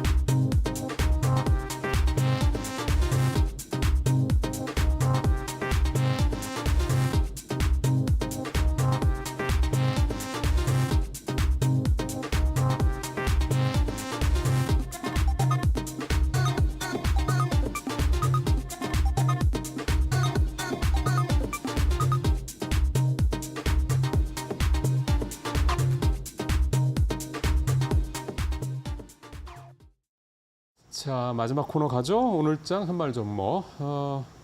SK증권 서용원 차장 전화 연결돼 있습니다. 안녕하세요. 네, 안녕하세요. 자, 오늘 한전기술 준비하셨던데. 네, 맞습니다. 한전기술에 대해서 좀 설명을 좀 드리면, 원전 관련된 종목이라고 볼 수 있겠고, 제가 방송을 통해서도 많이 소개를 해드렸던 종목이기도 합니다. 최근 체코 원전 수주에 대해서 미국과 프랑스에 좀 이의 제기가 있었습니다만, 이 부분들에 대해서 체코 반독점 당국이 좀 이의 제기를 기각하면서 다시 한번 원전주의 상승 기대를 좀 해볼 수 있는 자리가 열리지 않았나라고 생각을 합니다. 어저께 미국 대선이 좀 마무리가 되면서 트럼프의 당선이 좀 확정이 됐고, 여기에 따라 신재생 에너지 쪽보다는 원전에 대한 기대감은 좀 여전히 있다라고 좀 볼 수 있겠고요. 물론 이거에 따른 미국과의 좀 마찰이 또 있을 수는 있겠습니다만, 최근 우리나라 정부 차원에서 원전 수주에 대해서 집중을 하고 있다는 점을 감안해 본다라면 추가 수주에 대한 기대감도 여전히 좀 있지 않나라고 생각을 하고 있습니다. 그래서 체코에 이어서 최근 이제 불가리아 쪽에 대한 원전 수주도 좀 기대감이 좀 높아지고 있다라고 볼 수 있기 때문에 그 점을 좀 주목해 보실 필요가 있을 것 같고요. 주가는 좀 박스권에 좀 머물러 있는 상황입니다. 하지만 최근 들어서 120일 과 200일선 이동평균선에 대한 돌파가 좀 나와줬기 때문에 여기에 따라 추가 상승을 한번 좀 노려볼 수 있을 것으로 예상이 되는 만큼 현재 구간에서 좀 접근 가능하지 않을까라고 생각하고 있습니다. 자, 차차님 생각하시는 가격대 어느 정도 보면 될까요? 네, 박스권 안에서의 공략은 얼마든지 좀 현재도 가능할 것으로 판단하고 있고요. 전일 종가 77,000원 이하권, 현재 7만 원대에 좀 머물러 있는데, 이 자리 가격대에 좀 공략 가능할 것으로 예상을 하고 있고요. 추가 상승이 나와준다라면 8만 원대 좀 매물대가 좀 있습니다. 그러니까 좀 보수적으로 본다라면 79,000원대, 손절가는 기술적 이탈 자리인 61,600원 좀 잡아드리도록 하겠습니다.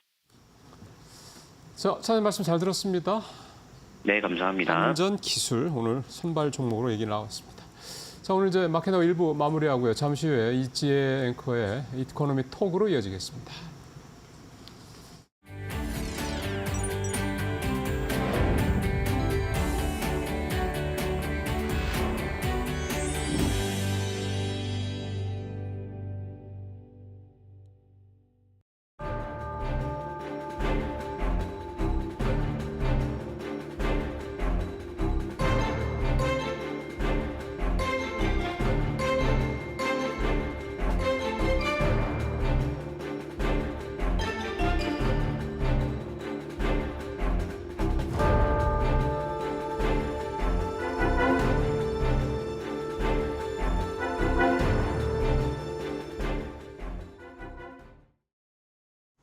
네, 미국 대선 특집으로 저희 보내드리고 있습니다. 일단 트럼프 전 대통령이 재선에 성공하면서 트럼프 2.0 시대를 열게 되었습니다.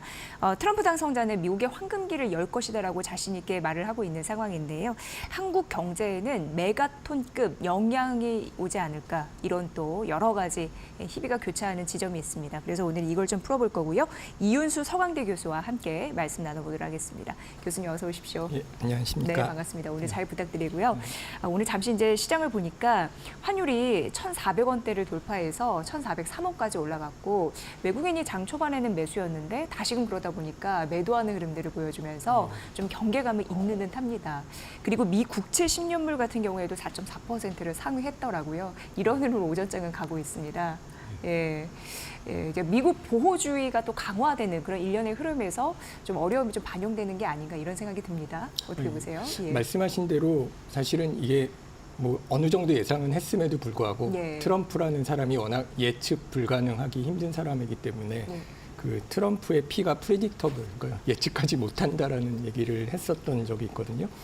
그러니까 이런 불확실성에서는 아무래도 달러 위주로의 자산에 대한 선호도가 올라가는 것은 사실이고요. 예. 그리고 말씀하신 대로 국채 가격이 오르는 국채 금리가 오르는 것은 트럼프의 정책이 말씀드리겠지만 어떤 관세를 높인다는가 하는 것이 굉장히 인플레이션을 자극할 그렇죠. 우려가 예. 있고요. 그런 측면에서는 인플레이션을 자극한다는 것은 국채 금리를 올린다는 게 하나고, 그리고 재정 적자를 가속화시킨다라는 측면이 있습니다. 그런 네. 것들도 사실 금리를 올리는 측면이 있기 때문에 이런 어떤 자산 시장에서의 변화도 달러 자산을 어떤 그 수요를 증가시키고 그로 인해서 고달러 현상이 나타나는 것 같습니다. 네. 네. 트럼프가 집권에 성공하면서 우리는 이런 상상을 합니다. 당연히 국채 발행이 엄청나겠구나. 네. 예, 그런 흐름들이 뭐 환율이나 그리고 여러 가지 그런 수급에 영향을 끼치지 않을까 이런 생각을 해보게 되고요. 지금 모든 국가의 10% 그리고 중국의 60% 관세를 부과하겠다고 얘기를 하고 있는 상황입니다. 이게 전 세계 무역 구조에 상당한 영향을 끼칠 것으로 보여요. 어떻게 보십니까? 예, 그렇죠. 네. 이게 사실은 중국과의 디커플링을 트럼프가 굉장히 강조를 강조, 했었습니다. 예. 중국산 제품에 대해서 특히나 60%에 되는 그 관세를 높이고 이제 최혜급 대우를 이제 철폐하겠다라는 말씀을 했었는데요. 이런 조치는 뭐 전 세계 무역 구조에 상당한 영향을 미칠 수밖에 없을 것 같습니다. 일단은 무역이 줄어들게 되면 관세로 인해서 어떤 무역 환경이 불확실성이 줄어들게 되고요. 이는 전 세계적으로 경제 성장률을 하락시킬 것이라고 생각을 합니다. 일부 분석에 따르면 트럼프 집권 시의 경제 성장률이 마이너스 0.5에서 한 0.8%포인트까지 하락할 수 있다라고 말을 하고 있고요. 인플레이션도 1%포인트 이상 늘어날 거라고 말을 하고 있습니다. 이러면 이런 글로벌 공급망 변화가 결국은 어떤 미국 중심 또는 중국과 러시아 중심으로 이제 블록화하는 경향을 강화시킬 거고요. 그러면 우리나라 같은 어떤 무역 의존도가 높은 나라는 교역을 다변화시키고 또 공급망 협력을 통해서 새로운 활로를 모색해야 될 필요성이 있을 것 같습니다. 네. 정말 인플레이션이 상승할 수 있다라는 가능성, 여기에 좀 떨고 있지 않나 이런 느낌적인 느낌이 듭니다.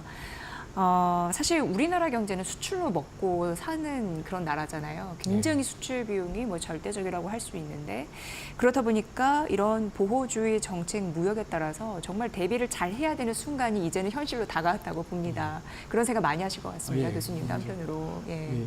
아무래도 우리나라는 그 미국과 무역의 네. 의존도도 높고 어떤 트럼프의 관세 정책 영향권에서 이제 벗어난다라고 보기는 사실 어렵습니다. 이게 누구한테나 관세를 매길 거기 때문에 그다음에 이제 뭐 대중 수출과 연계되어 있는 측면에서도 어떤 생산이 감소할 가능성이 있을 거라고 생각을 하고요. 그리고 특히 우리는 이런 영향을 받는 산업들이 우리의 주요 수출 산업이라는 것이 더 문제가 될 가능성이 있습니다. 예를 들면 반도체가 대표적일 텐데 우리나라 주력 수출 상품이죠. 근데 이게 미국의 관세 부과로 하면 아무래도 가격 경쟁력이 떨어질 거고 그리고 글로벌 공급이 재편되면은 이런 상황으로 인해서 불확실성이 증가할 겁니다.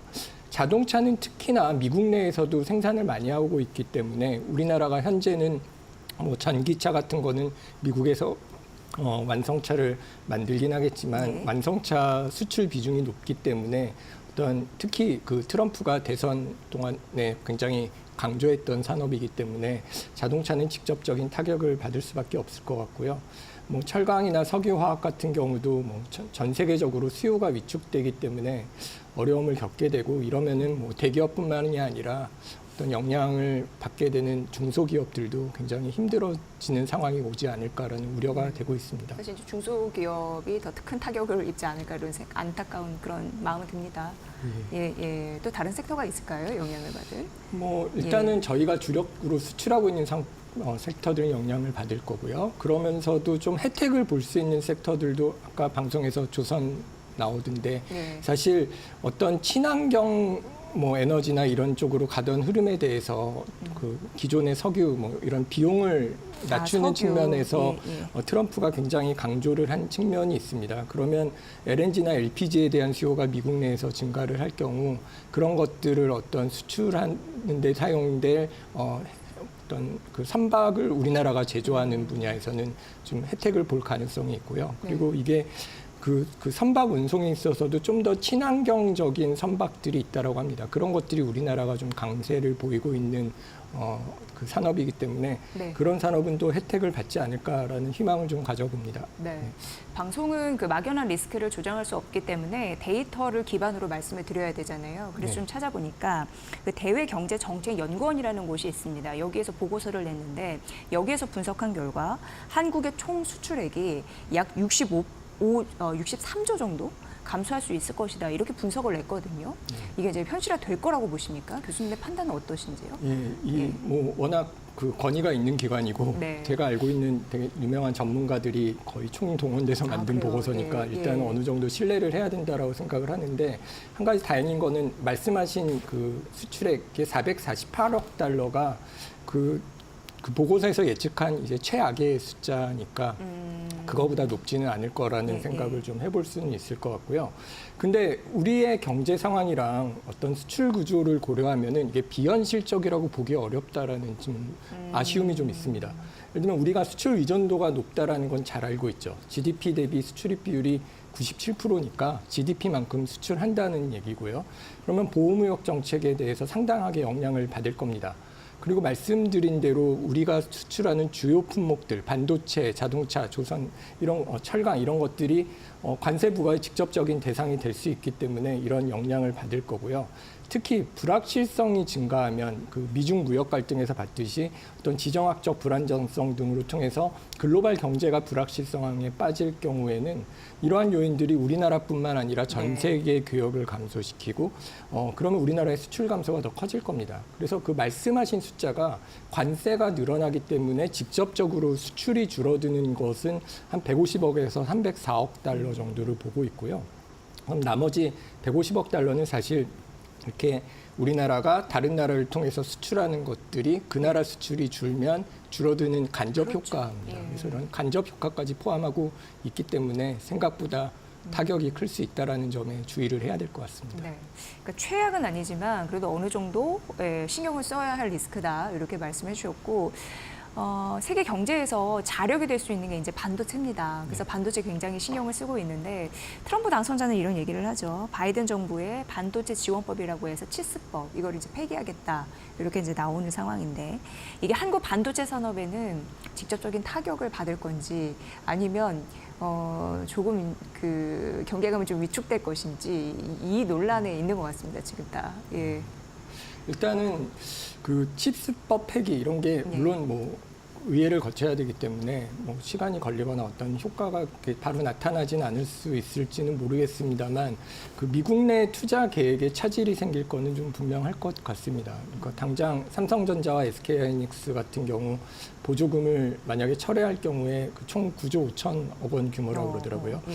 그런 것들이 만약에 문제가 생기거나 불확실성이 된다면 공장 건설을 하기로 된 게 지연이 될 거고요. 그리고 그러면은 그 과정에서 문제는 계속 원자재비나 인건비가 오르고 만약에 관세가 오른다면은 추가적으로 비용이 오를 거기 때문에 그 기업 입장에서는 불확실성이 커질 겁니다. 그러면 뭐 아예 안 가면 되지 않냐라고 사실 우리나라 입장에서는 그렇게 생각해 볼 수도 있는데 근데 문제는 글로벌 경쟁력을 생각을 해보면 TSMC 같은 경쟁사들은 이미 들어가 있는 상황이기 때문에 그 미국 빅테크 기업과의 협력 같은 것을 이제 고려한다면 미국 내 그 앞으로 기술 격차가 더 벌어지지 않기 위해서는 어떤 불확실성이 증가하더라도 이 미국 내 투자 전략을 어떻게 재검토하고 유지할 것인지에 대한 전략을 잘 수립해야 될 가능성이 있습니다. 네, 삼성전자는 이제 텍사스고 SK하이닉스는 이제 인디애나주에 있는데 어쨌든 보조금 이런 부분이 폐지되면 9조 이상의 손실이 좀 나지 않을까 이제 우려를 하고 있는데 그럼 이런 기업 같은 경우에는 어려움에 일단 직면하게 되면 어떻게 빠져나가야 되는 건지 좀 강구를 해야 될 것 같습니다.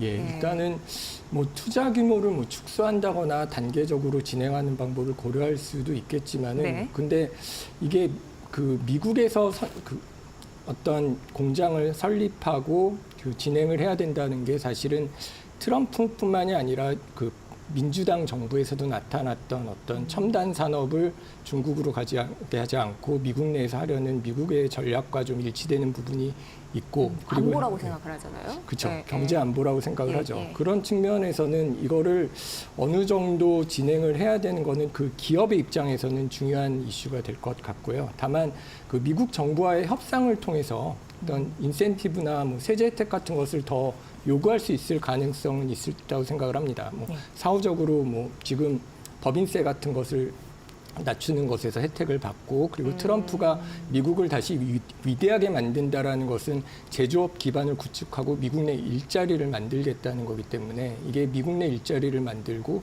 특히나 중국과의 경쟁과 직접적으로 연결되는 산업이라는 점을 강조해서 전략적으로 어떤 이게 당근도 있고 채찍도 있지 않습니까? 우리가 채찍은 맞게 되지만 당근을 충분히 받아낼 수 있도록 전략을 잘 짜면 그 기업 입장에서는 좋은 어떤 그 좋은 계기가 될 수도 있지 않을까라는 생각을 하고요. 이와 관련해서는 아무래도 우리나라 정부도 뭐 어떠한 역할을 해야 되지 않을까라고 생각을 합니다. 네. 근데 이제 또 문제는 그 미국과 중국 눈치를 다 봐야 되는 우리 경제 입장에서 지금 미국과 중국의 패권 기술 경쟁이 심화되고 있고 서로 우리 편을 들어라고 강요하고 있는데 이건 뭐 자구책이 있을까요, 과연? 이게 굉장히 어렵죠. 이거를 말은 쉽게 뭐 말도 어렵습니다. 전략적 자율성이라는 표현을 이제 쓰시던데요. 근데 뭐 단순히 한쪽을 선택할 수 있는 문제는 아닌 것 같습니다. 사안별로 국익에 따라서 이제 명확하게 입장을 세우는 게 중요한데 그보다도 가장 중요한 거는 결국 경제적으로 힘을 키우는 게 필요할 것 같고요. 그거는 사실 우리가 뭐 독보적인 위치를 차지하는 산업이 있어야 된다는 거죠. 그러니까 첨단 고급 부가가치 기술 개발이라든가 이런 걸 유지를 통해서 국익을 확보해서 이런 거는 우리나라에 의존할 수밖에 없다라는 게 이제 필요할 겁니다. 것들 하기 위해서는 뭐 석유화학, 반도체, 자동차 등 이런 그 주력 상품들이 있는데 여기서 어느 정도 다변화하고 특정 산업에 대한 의존도를 줄이되 어떤 전략 산업은 우리가 경쟁력을 좀 더 높일 수 있도록 방향을 잡아야 될 거라고 생각을 합니다. 네. 지금 여러 가지 글로벌 공급망 재편 이런 시도가 지금 있습니다. 그리고 우리나라에서도 미국과 중국 눈치 보긴 해야겠지만 여러 가지 그 망을 넓혀야 된다는 가능성은 있는데 한국 기업들의 생존 전략은 어떻게 보시는지요? 일단은 지금 그 중국에 대한 견제가 들어온 뒤로 중국에 대한 의존도는 많이 낮아지고 있습니다. 그렇지만 이거를 어떤 면에서 중국 의존도를 높이는 것뿐만 아니라 실제로 다른 다변화를 통해서 저희가 어떤 계속 생산을 이제 유지할 수 있는 방향을 짜야 되고요. 그다음에 현지화 전략이 좀 더 중요해질 것 같습니다. 사실 미국이 어떤 그 혁신 기술에서 리더라는 사실은 부인할 수 없기 때문에 거기서 어떤 좀 우리가 같이 배우기도 하고 어떤 면에서 우리가 이끌어 나갈 수 있도록 리드를 해나가는 게 중요할 것 같습니다. 네, 이 얘기를 좀 해야 될 것 같습니다. 일론 머스크 테슬라 CEO 같은 경우 정말 사업적인 감각이 뛰어난 사람이 아닌가, 운도 따라주고 이런 생각이 드는데 정말 트럼프 그 당선자가 엄청나도 칭찬을 했잖아요. 스타다 이러면서. 근데 이제 머스크의 영향이 그 트럼프의 정책에도 결정적으로 영향을 미칠 가능성도 있어서 우리가 이게 배제를 할 수가 없거든요. 교수님은 어떻게 보시는지요? 예, 일반적인 경우라면 아무리 도네이션을 많이 했다라고 해도 어떤 미국의 전략적인 위치라든가 어떤 의회, 그다음에 어떤 정책의 우선성 그런 것 때문에 그 도네이션한 기부자가 그 영향을 미치는 정도가 제한될 가능성이 좀 있습니다. 근데 일론 머스크는 굉장히 트럼프도 특이하지만 이 일론 머스크도 굉장히 특이하다고 생각을 해요. 근데 우리가 돈을 굉장히 많이 썼다라는 건 잘 알죠. 1억 달러 이상 돈을 썼는데 그보다 중요한 게 트럼프에게 그 트위터라는 플랫폼을 돌려줬다라는 거예요. 사실 2021년 1월에 트럼프가 트위터를 사용을 못하게 됩니다. 이게 굉장히 폭력적인 행사가 있었던 것들에 트럼프가 직접적으로 문제가 됐던 거를 그로 인해서 트위터 사용이 중지된 거를 다시 사서 트위터를 쓸 수 있겠고 그게 이번 선거에서 중요한 소통의 창구가 됐기 때문에 입을 열어준 거죠. 이런 역할을 무시하기 좀 어려울 것 같습니다. 네, 그래요. 어쨌든 그 트럼프 대통령의 전 대통령이 다시 이제 당선자가 되면서 트럼프 2.0 시대 이게 있는 상황이고 지금 사실 미국 경제가 호황을 누리고 있는데 그래도 미국 국민들은 또 양극화돼서 자기는 그런 체감을 못 하고 있다라고 하면서 결정적으로 해리스 대신 그 트럼프 전 대통령을 그 당선시키는 그런 결정적 요인이 됐다 이런 얘기도 나오고 있습니다. 이제는 미국이 세계 경찰을 자처하기보다는 아무래도 그 삶의 직접적인 연결고리를 좀 해결해달라 이런 국민들의 니즈로 파악이 되는데 우리나라 좀 깊게 생각해볼 요소가 아닌가 그런 생각이 들었습니다. 그래서 모셨고 오늘 잘 말씀 들었습니다. 오늘 함께한 이 시간 이윤수 서강대 교수와 말씀 나눴습니다. 교수님 잘 들었습니다. 고맙습니다. 감사합니다. 네, 지금 49분 지나고 있고요. 시장이 역시나 환율이 너무 워낙 약세이다 보니까 외국인 매도 그 시장 잘 가지 못하고는 있는 상황입니다. 그리고 업종별로 뚜렷한 차별화는 나타나고 있습니다. 저희가 잠시 후에 마켓나우 2부에서 조금 더 자세한 미국 대선 관련된 국내 전략들 세워드리도록 하겠습니다. 잠시 후에 뵙겠습니다.